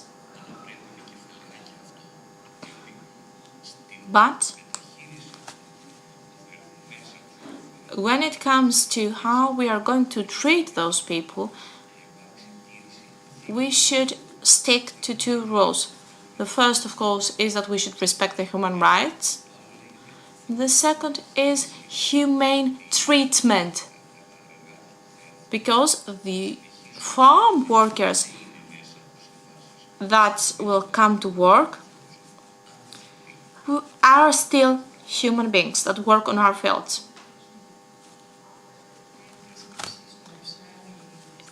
If you would like to visit Psari in Varda, between Ilia and Ahaya, you can see there the large settlement of Pakistani and Afghan people who work on the strawberries. Will convince you for all those that you are saying. And there is nothing. It will convince you for the opposite, not for the positive. Do not forget that we had the incident with the strawberry fields a few years ago. So those people should come in an organized way and with organized agreements. Also, we should convince the local community to follow the rules, to adhere to the rules. So the local community is a problem, and we need to train them more in order to accept those people, because without those people they will not be able to work. But I would like to finish my intervention by saying that farmers are characterized as a sensitive, a vulnerable group, because they are the first responders to the climate crisis, so they have to adapt. And this is happening in other states more quickly and in other member states more slowly. We are in the Mediterranean basin. It is a bit wrong to compare ourselves with the Netherlands. The Netherlands are an excellent example, but also the same goes for Spain and Italy. And maybe we should look at our own Mediterranean reality and let this phenomenon evolve. I believe that the results will be positive. And of course, we will also have some negative effects. Adonis, do you have a last comment? I would like to finish with a wish. Kindly continue to organize agribusiness forums.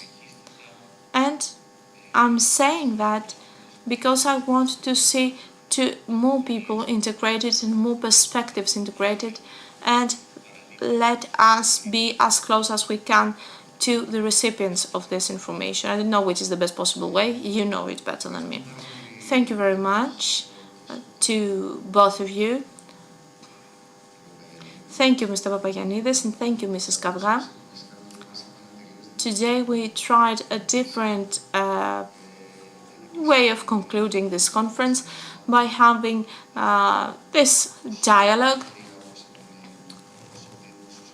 The municipality of Pyrgos, the region of Western Macedonia, and the University of Patras have helped us a lot in organizing this event. Of course, I would like to thank Corteva and the National Bank of Greece.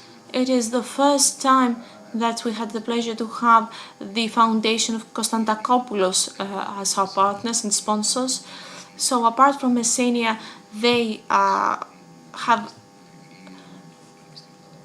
enlarged their scope and they work on Ilia now.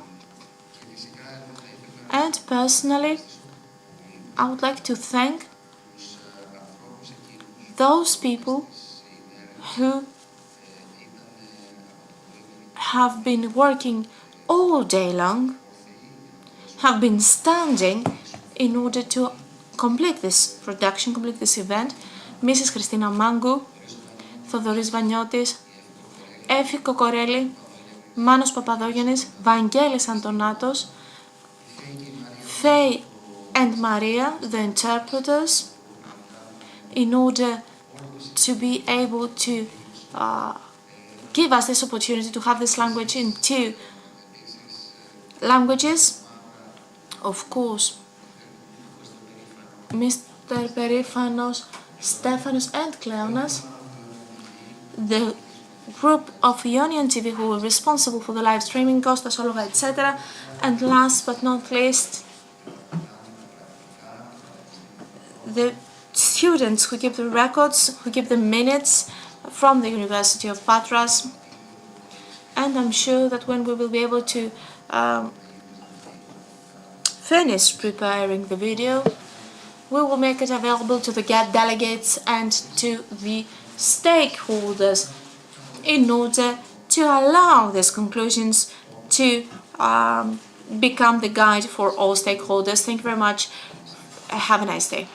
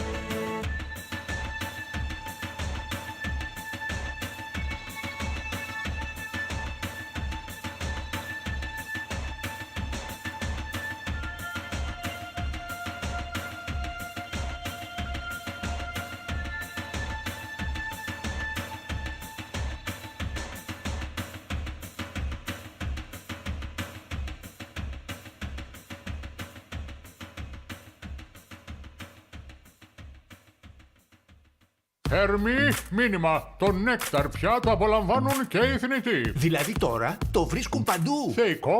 Αναψυκτικά νέκταρ. Yes, θεϊκά.